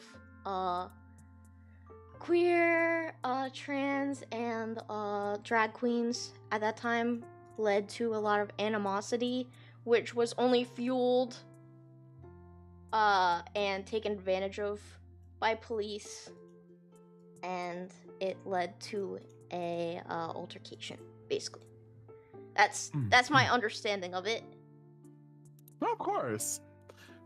So, the Compton cafeteria riots were 3 years prior to the most well-known uprising, which was Stonewall. So a little backstory on Stonewall, as many of us have heard before, Stonewall happened on June 28th, 1969, and Marsha P. Johnson was there, and there was, somewhere there was a brick, and the brick was thrown. Now, the real story of Stonewall is much more nuanced and actually quite revolutionary. Stonewall Inn was located in New York and was an avid meeting place for queer folks of all ages to come meet up, drink, dance, and hook up. Stonewall was actually owned by the Mafia. The Mafia had organized crime families that would actually own majority of the city's queer bars, clubs, etc. And although homosexuality wasn't technically illegal in the states of New York, establishments could not openly serve alcohol to gay customers, and the state liquor authority would deem it as disorderly or unlawful, and so they would refuse to sell liquor licenses to many, if not most all, of the gay bars. Many would also have their liquor licenses revoked, suspended, and their businesses, that didn't get them revoked or suspended were frequently raided by police. Now, the Mafia was already a big part of other communities, like POC, etc., and would begin to cater to the queer community, and the Mafia actually bought Stonewall as it was originally a straight bar / club, and would reopen it as a queer joint. So the mafia owner, Tony Loria, would actually bribe police to turn a blind eye. So in the eyes of the queer community, Stonewall was relatively, quote unquote, a safe club. Hi, Vox. Thank you so much. I've seen your support. I appreciate you. So to get around the liquor law, Stonewall was actually opened and operated as a private bottle club. So they wouldn't need a liquor license, and every patron would actually have to sign in to enter Stonewall, though many would use aliases, fake names, to enter. So with the bribing of the police, keeping them off of their back, it would unfortunately mean that they would also cut corners on safety and hygiene. There was a darker part hidden behind the inn was dirty business.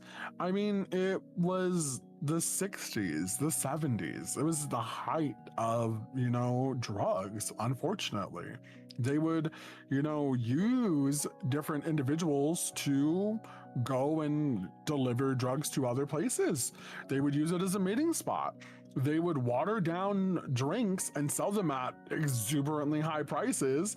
They would serve unclean glasses and serve drinks. However, many understand that without the mafia, shady dealings and all, we may not have had any, spaces. And during that day in June, although the mafia would pay off police, they weren't exempt from state laws. And at the time, queer folks were gaining traction in small municipal councils in spaces and in different states. And that scared lawmakers. And therefore, an uptick of raids against LGBT spaces was ordered, which is where Stonewall comes in. And though this was another ordinary raid where the police came in, this was not an ordinary instance, as queer folk were fed up with this mistreatment. Fun fact, this was also the same week that Judy Garland died. Not Dorothy! Mm-hmm. Also, and I'm so one of the sorry. most... Oh, yes. No, you're good. I'm so sorry, I have a joke. What's up? The woke mob.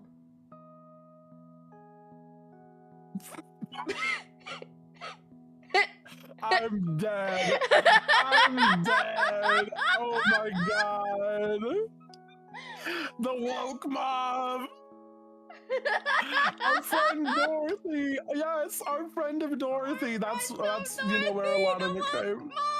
Oh my god. I'm so sorry. I've been holding it in ever since you said it. I'm so sorry. I've been holding it back. Yes, we are talking about Stonewall. It's Trans Awareness Week / month, so we're talking about all things queer. Yeah. But I am joining Chiwu's transgender visibility. I forget the name of what Awareness Week. Awareness trans. It's Trans Aware Awareness Week stream. Exactly. And Chiwu is our lovely host. Everyone, give a bunch of claps for the host, please. Bunch of claps. You're doing a great job, and I'm listening very intently. So, yes, chat, we're gonna get right back into it. Talking about Stone. Yes. So, this was, especially so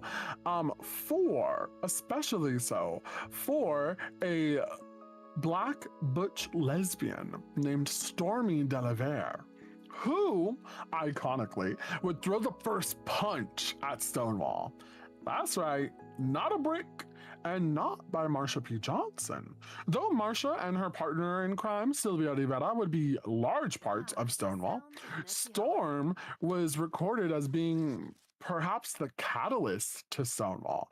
And Marsha and Sylvia wouldn't really arrive until around 2 a.m. on the first day, as Stonewall lasted for 6 nights.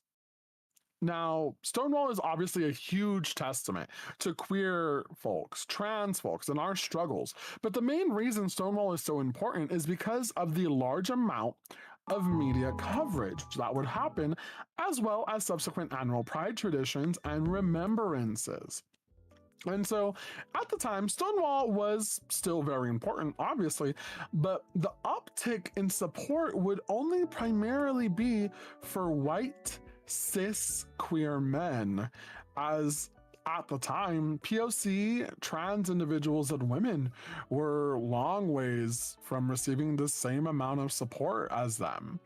And so, this Trans Awareness Month, we would like to honor all of those who came before us and the events that have led us to having the rights we have now.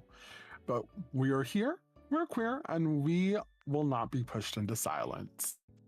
Could I actually say one thing kind of Yeah. this is kind of sort of related. This is more about I guess accessibility at queer protests and queer pride. If you know if your pride is not accessible, like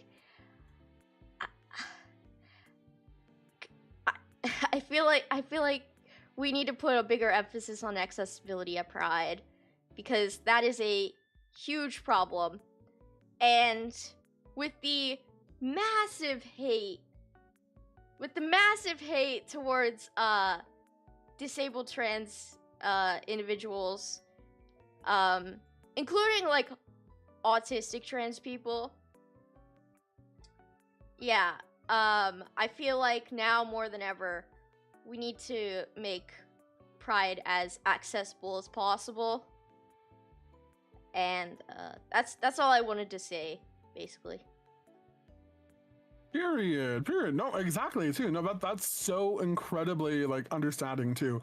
Because when we talk about, inclusivity, we're not just talking about we're not just talking about queer individuals and queer inclusivity. We're talking about inclusivity for all. That means all people who are suffering from, being othered, from being disabled, POC, neurodivergent, autistic, etc. Inclusivity means all. You can't say you're inclusive if you're not including everyone. And recently, I don't know if you've noticed this, or if maybe I'm just on like the worst, like my timeline is so bad, I don't know. But have you noticed this narrative that like quote unquote trans ideology is quote unquote tricking autistic people into being trans? I've heard a little bit about it, but I haven't fully like seen much of it online. Because it is everywhere for me. Like maybe it's like because I engage, like obviously I'm into disability justice and like in the autistic community a lot. And it's like they view like autistic people as these like easily swayed like babies, essentially, who can't make our own decisions or like know ourselves in any conceivable way. And it's just like,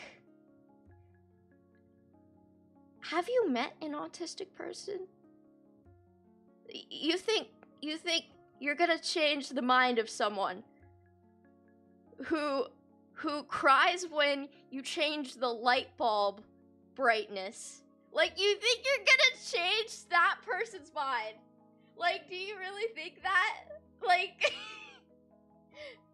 like, like, the person who like, cries when they change their safe food, like, one little eensy tiny ingredient off. Do you really think you're gonna convince that person to change their identity? No! Exactly.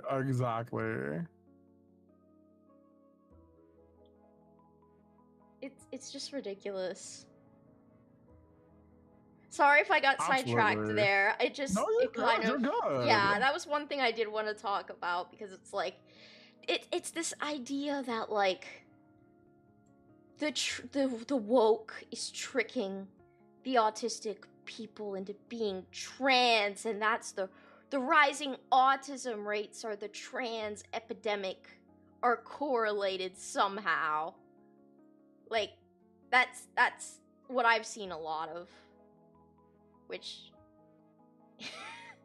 it's just ableism. Like, transphobia and ableism is a circle. Like, they're the same thing. Exactly. Yeah. And it's like, I really like, do they hear themselves? I don't think they hear themselves. It's like, No, literally.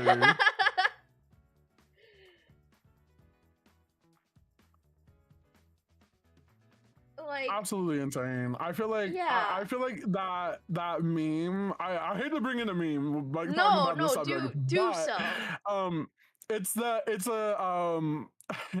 it's like a country meme, and it's like y'all means all. Like, hello? No, it means just the people that I like and approve of, and fuck all of them else all. That's what it means. Exactly, right? And it's also like that's 100% what they think of. It pisses me off too, where people are like, "Oh, you're trans and disabled." Like, isn't that too much? Like, isn't that too much woke?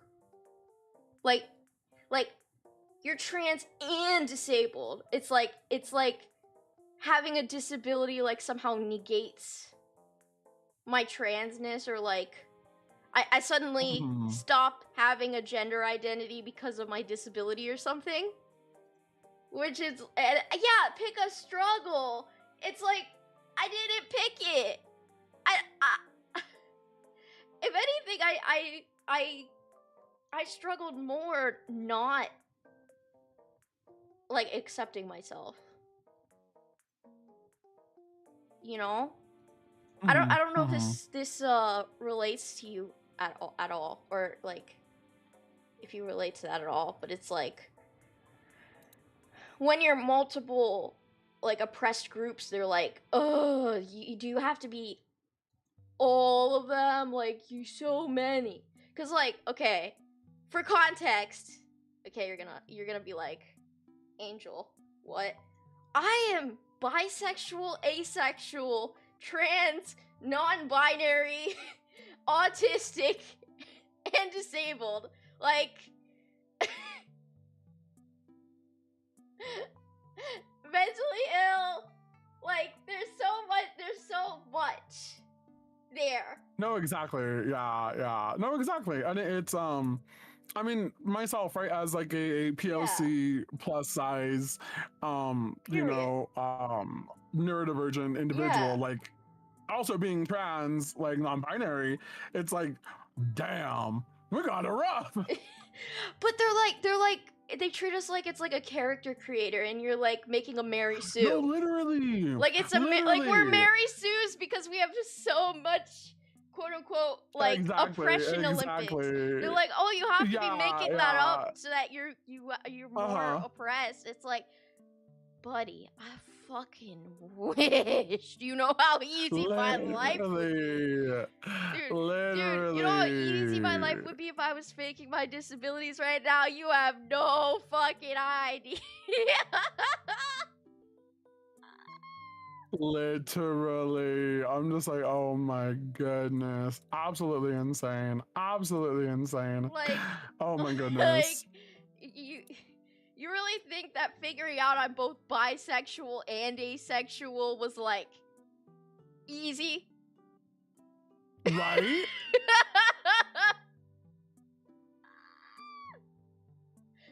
No. Absolutely insane. Absolutely insane. Honestly. Oh my goodness. But going a little bit forward, Shall we? do you think some of the biggest challenges to the trans community are? What are some of the biggest challenges that the trans community face? Other people. Like people who don't want us to exist, I'd say. and the fact that they're all in government positions. Yeah. That would be the biggest problem, I think.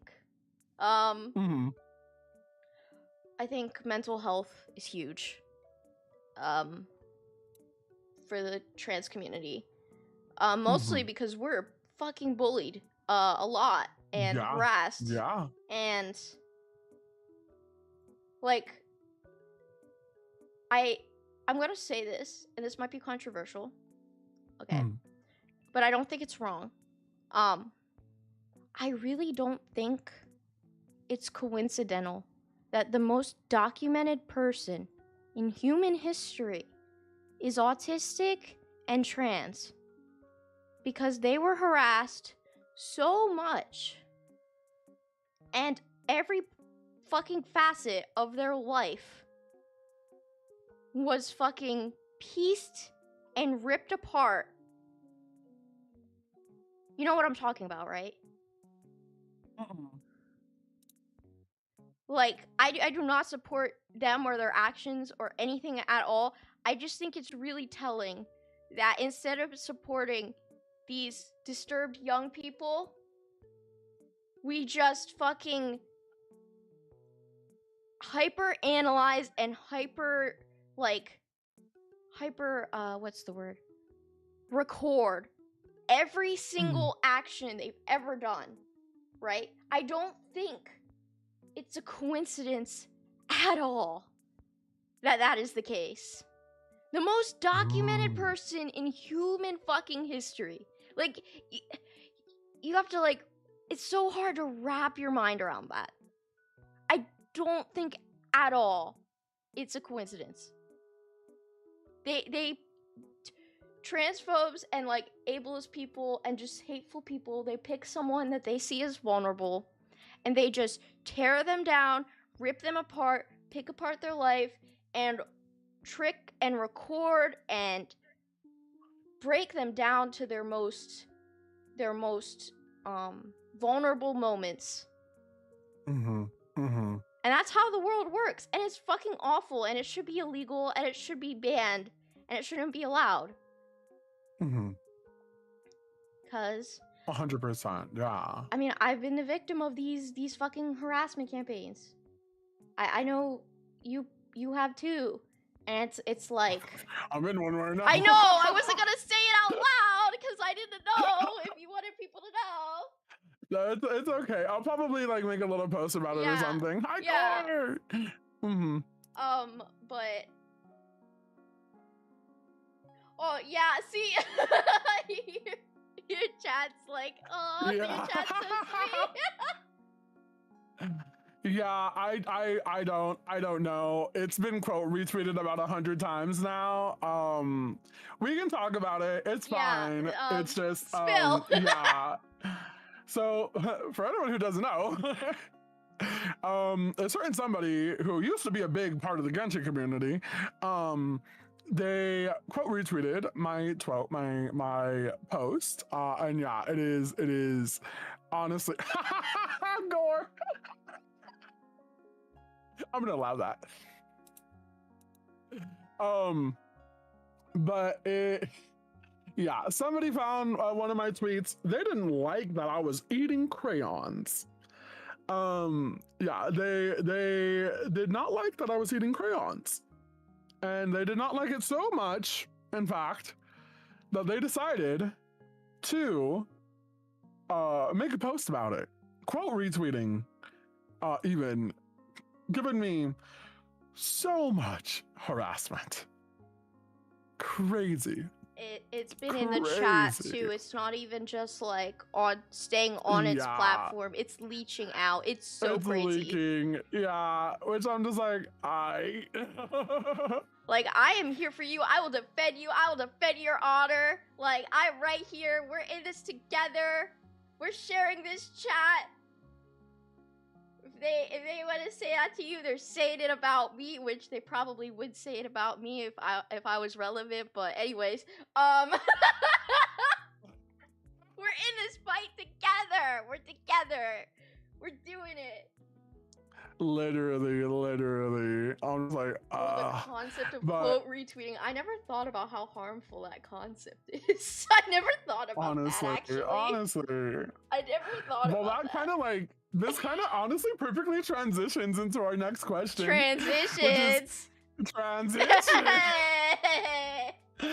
How do you personally balance safety and visibility online? Oh Jesus, this question. Oh God. First off, I don't. Second off, well, I guess I'm anonymous as a VTuber. I guess I would say that. Like, people can't like valid comment on my real body because I've never ever once done any sort of reveal. I haven't even shown like one speck of molecule of my skin. I am incredibly careful. I'm the most paranoid bitch you'll ever meet. I literally invert, like, if I post a picture of like, I posted a picture of my chicken nugget that kind of looked like a dick, and and I put it into like an editing app on my phone and like inverted the picture to make sure there was like no minuscule reflection of my face on it. Like, I do that with all the photos I post that are like real photos so that there's like nothing anyone could ever gain from it. I've blurred pieces of metal that could have a speck of my face in it. Like, I'm the most paranoid person you'll ever meet. Valid. So valid. Like, no, but that's honestly that's so valid. Like, and that's because, okay, deep lore. Before I became a VTuber, I used to do like disability justice content online. And I'd like, you know, make little stupid ass TikToks in my wheelchair and shit. It was very short. I didn't do that much of it. And I'd like write articles for like disability blogs and stuff. And a group of quite literal Nazis found my page and started posting my picture like with gore attached and shit like that, and like tagging me in like feces and things like that, and like leaving like hundreds of hateful comments on like all of my posts, to the point I had to delete my account because when I reported them they would make new ones. And that's why I became a VTuber. That's so valid. That's so incredibly valid. I never streamed at all, but that was like enough. Like, even just like 3 TikToks in, the hate started and I was done. Valid. It was honestly, I just couldn't do it. And I have not shown my face online since then. It's been like 4 or 5 years. 4 years. 5 years actually. Yeah, 5 years. Because I took like a gap year between that and like VTubing. I took like a little bit of gap time to like plan everything. But that's why I became a VTuber. That very reason. Because I completely felt it. They were doing all of it. They were doing ableism. They were doing transphobia. They were doing like queerphobia. They were like being anti-Semitic, and I'm not even like that. Like, I'm not. They were doing all of the isms were being done. We'll say that. No, completely understandable. I post on TikTok as well, like using my VTubing persona. And one of my what do you call it? One of my posts about looking for help for my wedding. Mind you, that post of all posts got on the wrong side of TikTok. So I did a thing for my wedding where I said, hey, I want to include, different, folks in my, into my wedding. So I made a VTuber table, a VTuber and content creator table where people could, post their OCs, and I printed them out and I posted it afterwards. But on that post, people were like, it was mainly kids. It's always children. Like it's mainly like always children for me on TikTok that I'm just like block, delete, block, delete. Sometimes I like to scare them and I like to be like, oh, you think you're anonymous? You think you're anonymous online? I just sent this to your parents. And then they freak out. Yeah, I feel like Twitter's like divorced dads mostly 100%, that are doing the hate comments, and then 100%. like TikTok is like literal like people who should be doing their homework right now instead of 100%. 1,000%. That's like directly who they are. It's like children versus, like divorced dads online. exactly like coughing baby versus hydrogen bomb. Period. Oh my goodness. Going to our next little question. I'm gonna skip a little bit just because I know we are now like 20 minutes over time. I'm so sorry. No, I'm down for whatever you want to do. I mean, I'm so glad. Oh my gosh. Whatever We you have a want. I few mean, more usually I questions, and stream then- for 2 hours, but I'm good. I can Okay. go longer. I'm great. I just want to make sure. I just always I want to know. make sure Oh, that you're we're so doing good. nice. No, I cleared everything out. I cleared out everything today because I wanted to be a good collab partner and be here with you, and I was so excited, and I was so excited. I'm so glad. I'm having so much fun. So yeah, I can keep going. I'm strunk. Mhm. Chat. I'm strunk. Slay. Okay. What is a moment of trans joy or trans community that you've experienced recently?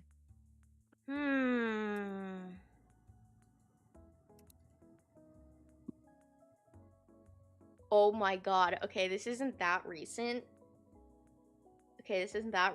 But it's going to live in my head for the rest of my life. I was dressing kind of mask, right? Mm-hmm.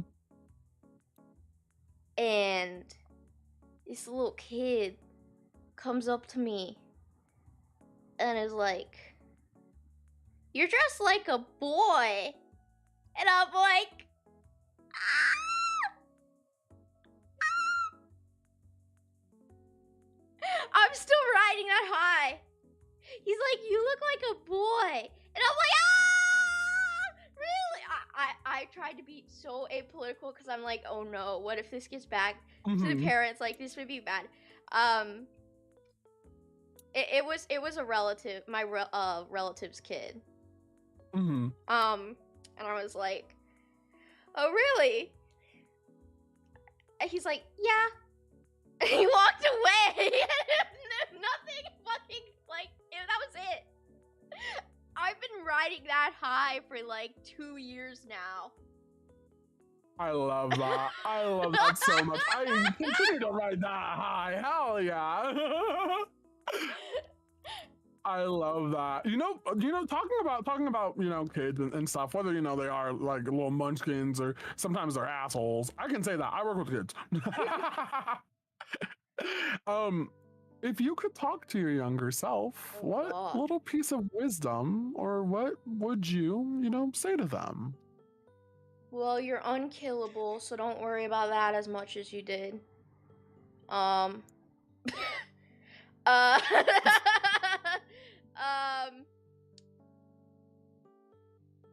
Aging is natural, and you shouldn't feel ashamed about it.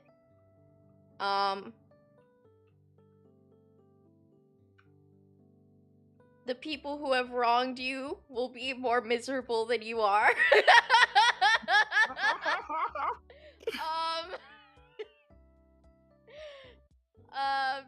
I guess, like, Be yourself. That sounds so cheesy. What is this? A fucking Disney movie? Be yourself. Be yourself. What else would I tell my younger self? Invest in the stock market early. Hoard. You need to start hoarding more of a food supply because food prices are going up. I'm sorry. I know. I'm trying to. It took it literally. It's supposed to be about trans things, isn't it? No, it can be about anything. Oh, okay. All the bullshit that's coming, you will live through it. You cannot be killed. And yeah, you cannot be killed is my biggest thing. So don't worry about that. I love that. Hell yeah. I am convinced I cannot be killed. I haven't died yet. I almost did. A lot. But I cannot be killed. That is So yeah, I think I would say, like, you're gonna get through it. It's gonna suck, but embrace the suck. I know it sucks. Just embrace how bad it is. Suck. Embrace the suck and ride out the wave of shit you're about to experience. And things will get good eventually. Skill issue IMO, but you're gonna get through Skill it. issue is crazy.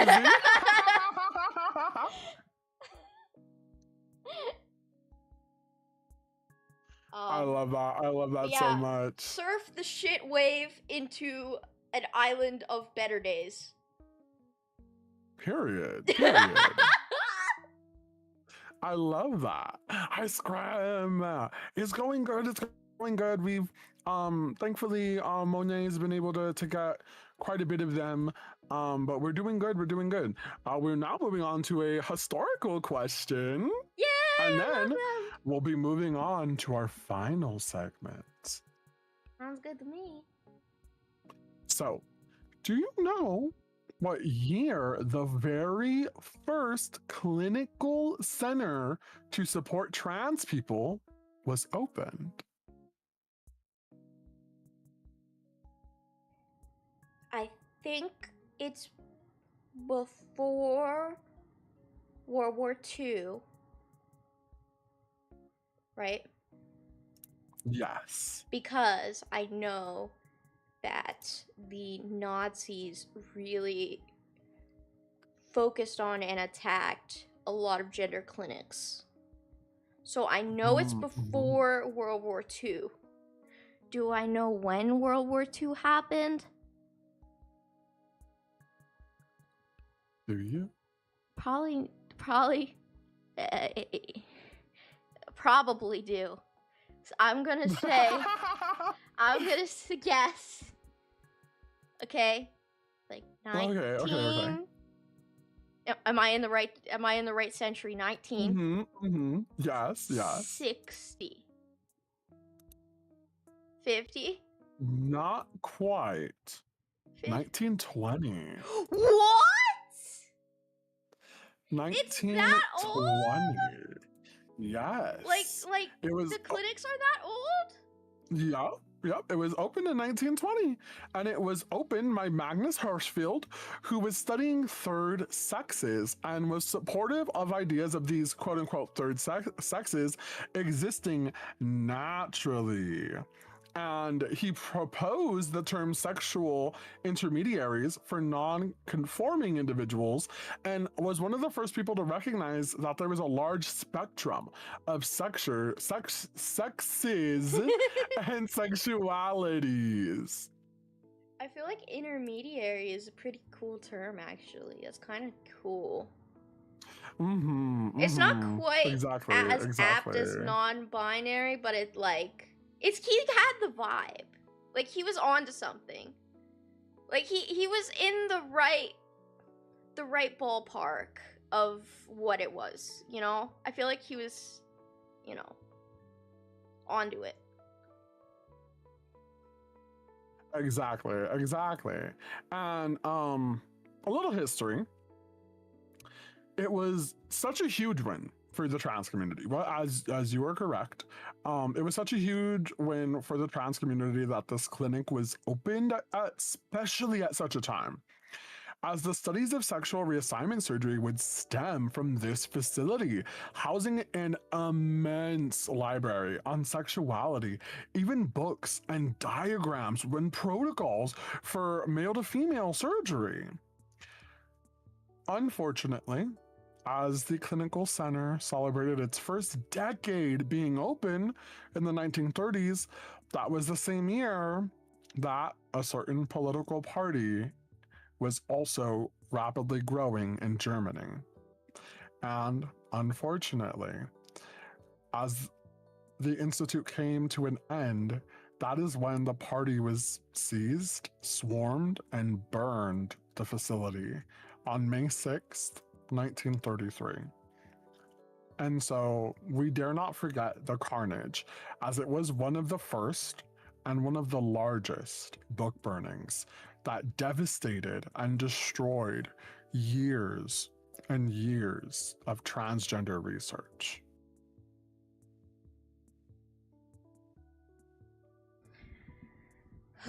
Yeah, that was one area I did know about.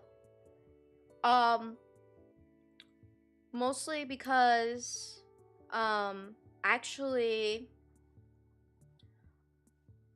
okay, I was studying, a lot of early, autism, quote unquote, research, and a lot of that was done by the Nazis as well. And I kind of started looking into a lot of the censorship and stuff like that because through that, because I was studying that. So that's how I knew that. And yeah, that was I mean, I honestly do think a lot about all of the information and like books and history that was lost during that time. That like haunts me sometimes. Do you ever think about that? Yeah, I think about it a lot, actually, especially because I get so vibrant when it comes to like trans awareness and queerness, and I'm huge about queer history. I do, many different streams on queer history. I do Queer History Month, I do a Pride Month, we're doing trans awareness. Like, I do a lot in terms of queerness. And You it sure do. is thank you. And it's just heartbreaking. It can be very, very heartbreaking thinking about it. But going into our final segment, what is something that gives you hope for the future generations of trans youth? Okay, I just had one more small thing. Yeah. There's this really good video called Books You Can Never Read. Mm-hmm. And it's about that very topic of like Mm-hmm. like the existential question of like books you can never be able to read because they were either destroyed, and but we know they exist through like quotations and passages like that. So I was just gonna just recommend that to you if you're interested in a like ancient like books you can never read, because it's kind of tangentially related. Of course. Yeah, that sounds actually like super, super interesting. I'm gonna bookmark that. I'm gonna share that with my librarian as well. I'm sure she would love to see that. Yeah, that's what really sparked my interest on like censorship and like lost media and like things like that. This video is really good, so I just thought I'd recommend that to you if you'd be interested in that, because that's kind of Yeah. on the... Thank you so much. I love that, actually. Sure thing. That's my special interest is history, so I have a Yay, video I for love everything. that. Trust me. Oh, I love that. I need more videos, especially when I'm like doing my commissions and stuff. When I'm doing my pixel art, I'm just like, I need something to listen to. But what is something that gives you hope for the future generations of trans youth?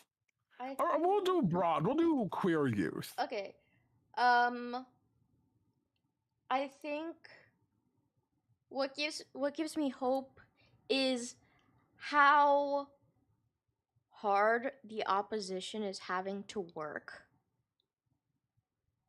to stifle us, because that means like we are one of the like openly queerest, openly trans generations there's ever been, right? Like these few like newer generations. That the fact that the opposition has to work so fucking hard just to even have a shot of like changing the youth's minds on trans issues gives me hope. As petty as that may sound, the amount of money they have to pour in fucking Prager, fucking Dennis Prager has to put out those dumbass videos, like the amount of attempted content these bigots have to put out just to attempt to dissuade young people from being themselves. I think that should provide you a lot of hope. Mm-hmm. Definitely. The giant billion-dollar industry that is the media has to take such a huge amount of resources just to put out hit pieces on trans people, and it's not fucking working, is it? Not for the youth. It works on the older generations. It works on them, because they'll eat up anything to reconfirm their biases, but it's not working on young people. And I think as long as we stick together and as a community we uplift each other and we maintain a positive and accepting attitude, there's nothing in this world we can't do. There's nothing in this world we can't change. Each and every day, one teeny tiny little thing that you do to make your life and the lives of the people around you better, that is an act of rebellion. Period. What does the future of trans representation look like to you?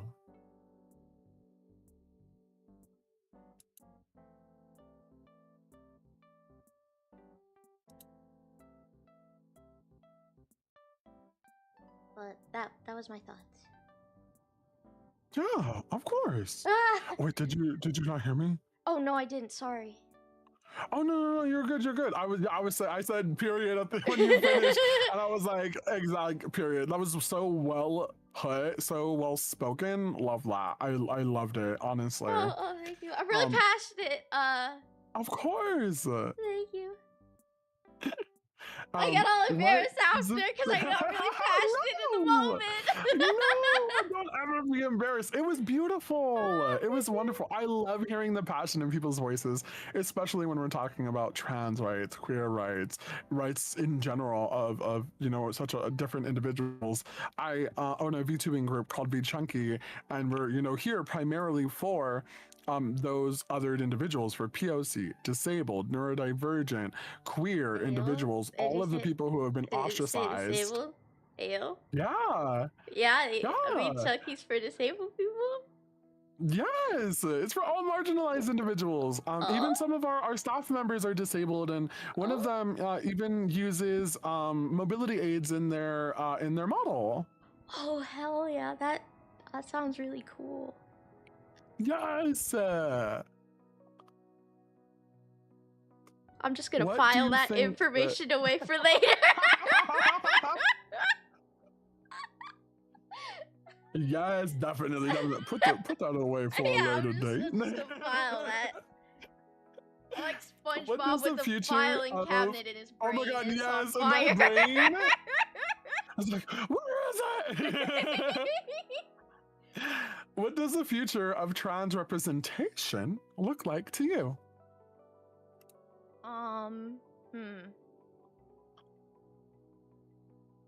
We need more trans polycules, to be honest. Valid. Valid. like, So valid. not every trans person I know is in a polycule, but I feel like it is. It's enough of it's a large variety. It's a large enough percentage of them that it should be represented somehow, right? 1,000% real. Because like I feel like if you break one norm, it makes it easier for you to break other norms, right? Mm-hmm. And that's part of why a lot of autistic people like are trans like more openly, I think, because we find it easier, like breaking one norm to break another. Same with trans people and polycules, I think. So I would like to see polytrix. I got something caught in my throat. Polytrix. Polytrix. I want trans polycules. Give. Period. That's what I would want. Exactly. I love that. That is on. That's. Do you have any final words for folks celebrating Trans Awareness Week / month with us today? Be aware, bitch. And then a follow-up, do you have anything that you are going to be celebrating soon? This is your moment. Be spotlighted, be supported. Any shout outs, events, anything like that. Feel free. Blab about yourself. I'd love to know. I'd love to know. I put out a single not that long ago. If you guys didn't know, I be making music sometimes. I did a cover for Halloween, so I guess that. I also stream sometimes when I'm feeling like it. Usually around like later in the evenings, like 6 p.m. CST in that range. But I stream all kinds of stuff. I stream Marvel Rivals. I stream The Sims 4. I play silly little games. The cover is really cute. Oh, thanks. I'm basically just internet funny guy doing funny guy things. So I'm on Twitter at ExoAngelOnline, and I have a Discord server. That's pretty neat. And yeah, I basically just post my thoughts. So if you thought these thoughts were unhinged, just wait till you hear what I post on my Twitter. So it's yeah. So anyways, I would like to promote you. So me? Yes, you should promote yourself on my stream. I'm just a bear. Yeah? I'm just a bear. Hi, for anyone who doesn't know me, if you don't know me already, I'm the funky yet chunky chewunky. I usually play FPS games like Overwatch 2, Apex Legends, Valorant, Fortnite, Marvel Rivals, etc. I'm also partial to other games like Genshin Impact, Cooker Kingdom, Call to the Lamb, Dungeons and Dragons, and Pokemon. I'm also a pixel artist. I do pixel emotes, badges, overlays, etc. I also do graphic design. Thank you so much for the follow. Also, oh my gosh, Raiders, hi Nab, Hi. Hi, Nev. Thank you so much, Raiders. Welcome in. I'm currently collabing with the Slay Amazing Angel Online. Please go on and make sure to give them some love as well. Once Hatsune Miku is done singing my original song, Bear Hugs and Rainbow Dreams, please You have a feel song? free to. I do. If you want to listen to it, it's Oh my on. It's playing right now. God. Awesome. I'll have to go check it out. Yes. It is my original song, Bear Hugs and Rainbow Dreams. I commissioned someone. I wrote the lyrics for it, but I commissioned someone to do it, and it's Hatsune Miku singing. Yo, I bet I could cover that for you. Yeah, you should do it. Me having never heard the song, Bear Hugs yo, I and bet I could Rainbow cover that. Dreams. If you want the instrumental, I have it. I have all the things and everything. I smell a collab. Oh, A dream collab. A collab within a collab. okay. Collab Inception. Welcome in, Raiders. Hi. If you don't know who I am the chunky of Funky Chewunky. I usually play FPS games like Overwatch 2, Apex Legends, Valorant, Fortnite, Marvel Rivals, etc. I'm also partial to other games like Genshin Impact, Cooker and Kingdom, Cult of the Lamb, Lord of the Dragons, and Pokemon. I'm also a Pixar artist. I do Pixar emotes, sub badges, overlays, etc. If you all need a raid and run, please feel free to do so. I promise your community is in very good hands. I'm here with the Slay Amazing Angel. Angel, would you like to introduce yourself to our Raiders? I'm an angel, and I'm gay and funny sometimes. I love that. That's all you need. I love that. So no problem, Matt. Thank you so much for the raid. I love that so much, Angel. That's honestly iconic. Shit. What more do you need?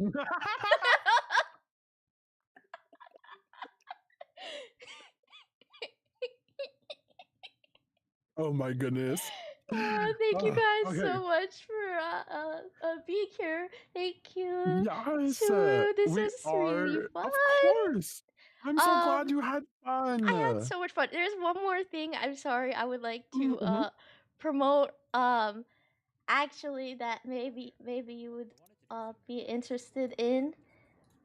This is my my boyfriend is starting a series of alcohol reviews because he's a bartender. So is it okay if I put the link to his video in the chat? Yeah, of course. Okay. You should be able to. Let me. Thank you so much, Jerry Bell, for the follow. Hi. Feel free. Thank you. Oh my goodness. Of course. He makes little reviews, so I thought I'd try to give him a boost. And then this is my Twitter, so that's all I'll promote here. So that's all I wanted to do. Of course, please make sure to go and follow Angel. They're absolutely sweet, absolutely amazing. And at this time, I would like to ask you, Angel, do you have any individuals you would like us to raid? All I ask is that they be trans or part of the trans umbrella, like non-binary, gender fluid, etc. During this moment, I will also be thank you so much for giving me a sub too. Hello. Thank you. Also, yay for the pride emote. Entertainment, your new best friend, Shoo. There you go. During this moment, I'm going to be showcasing some amazing programs and charities as we figure out, who we would like to raid. I don't think I have anyone in my. That's okay.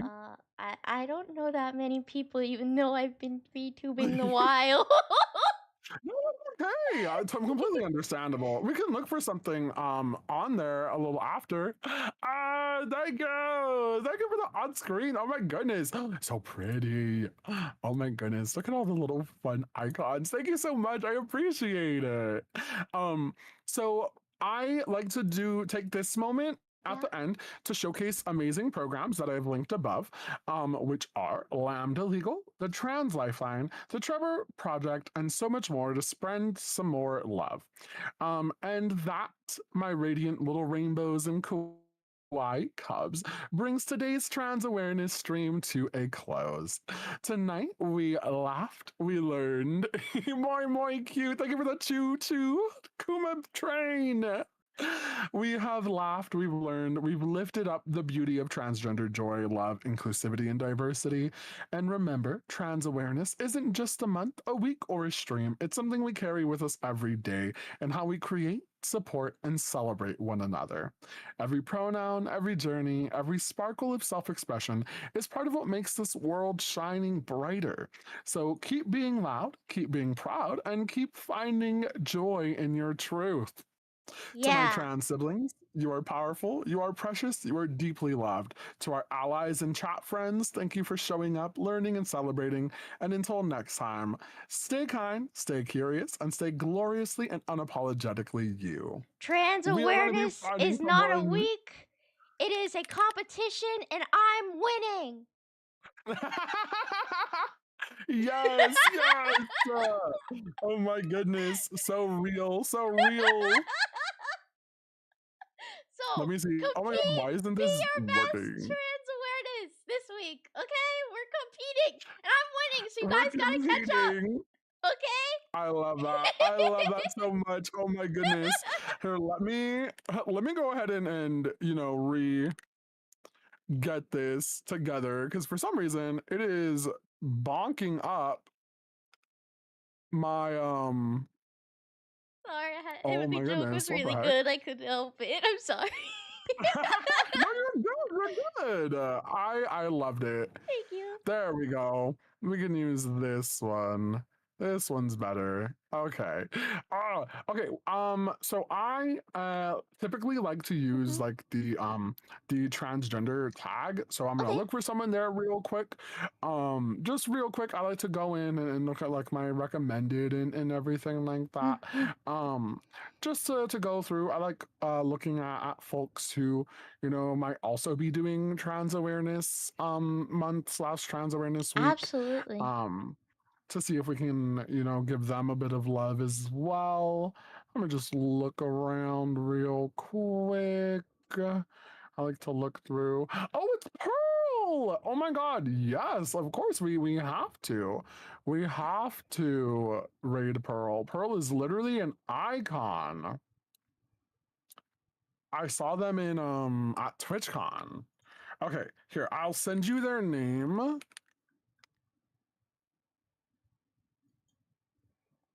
Okay. In Discord?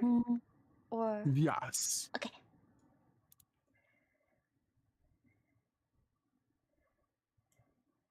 Thank you. I'll be There we yoinking that. go. Yes, of course, of course. Slay. Okay, there we go. Awesome, slay. Okay. Did it work for me? And just like that. I Oh, wonder if okay. it worked. Did it work for you Let too? me see. Let me see if it worked. I'm gonna be rating out pretty soon, so just let me know when you want to hit, Yep. and we can do it at the Okay, same time. it worked this time. Slay! Absolutely amazing, amazing. So this has been your host at the Trans Joy Parade, signing off with love, light, and a little bit of gendered sparkle. Have fun, everyone! Let's raid out! Let's raid! See you later! Bye! Bye!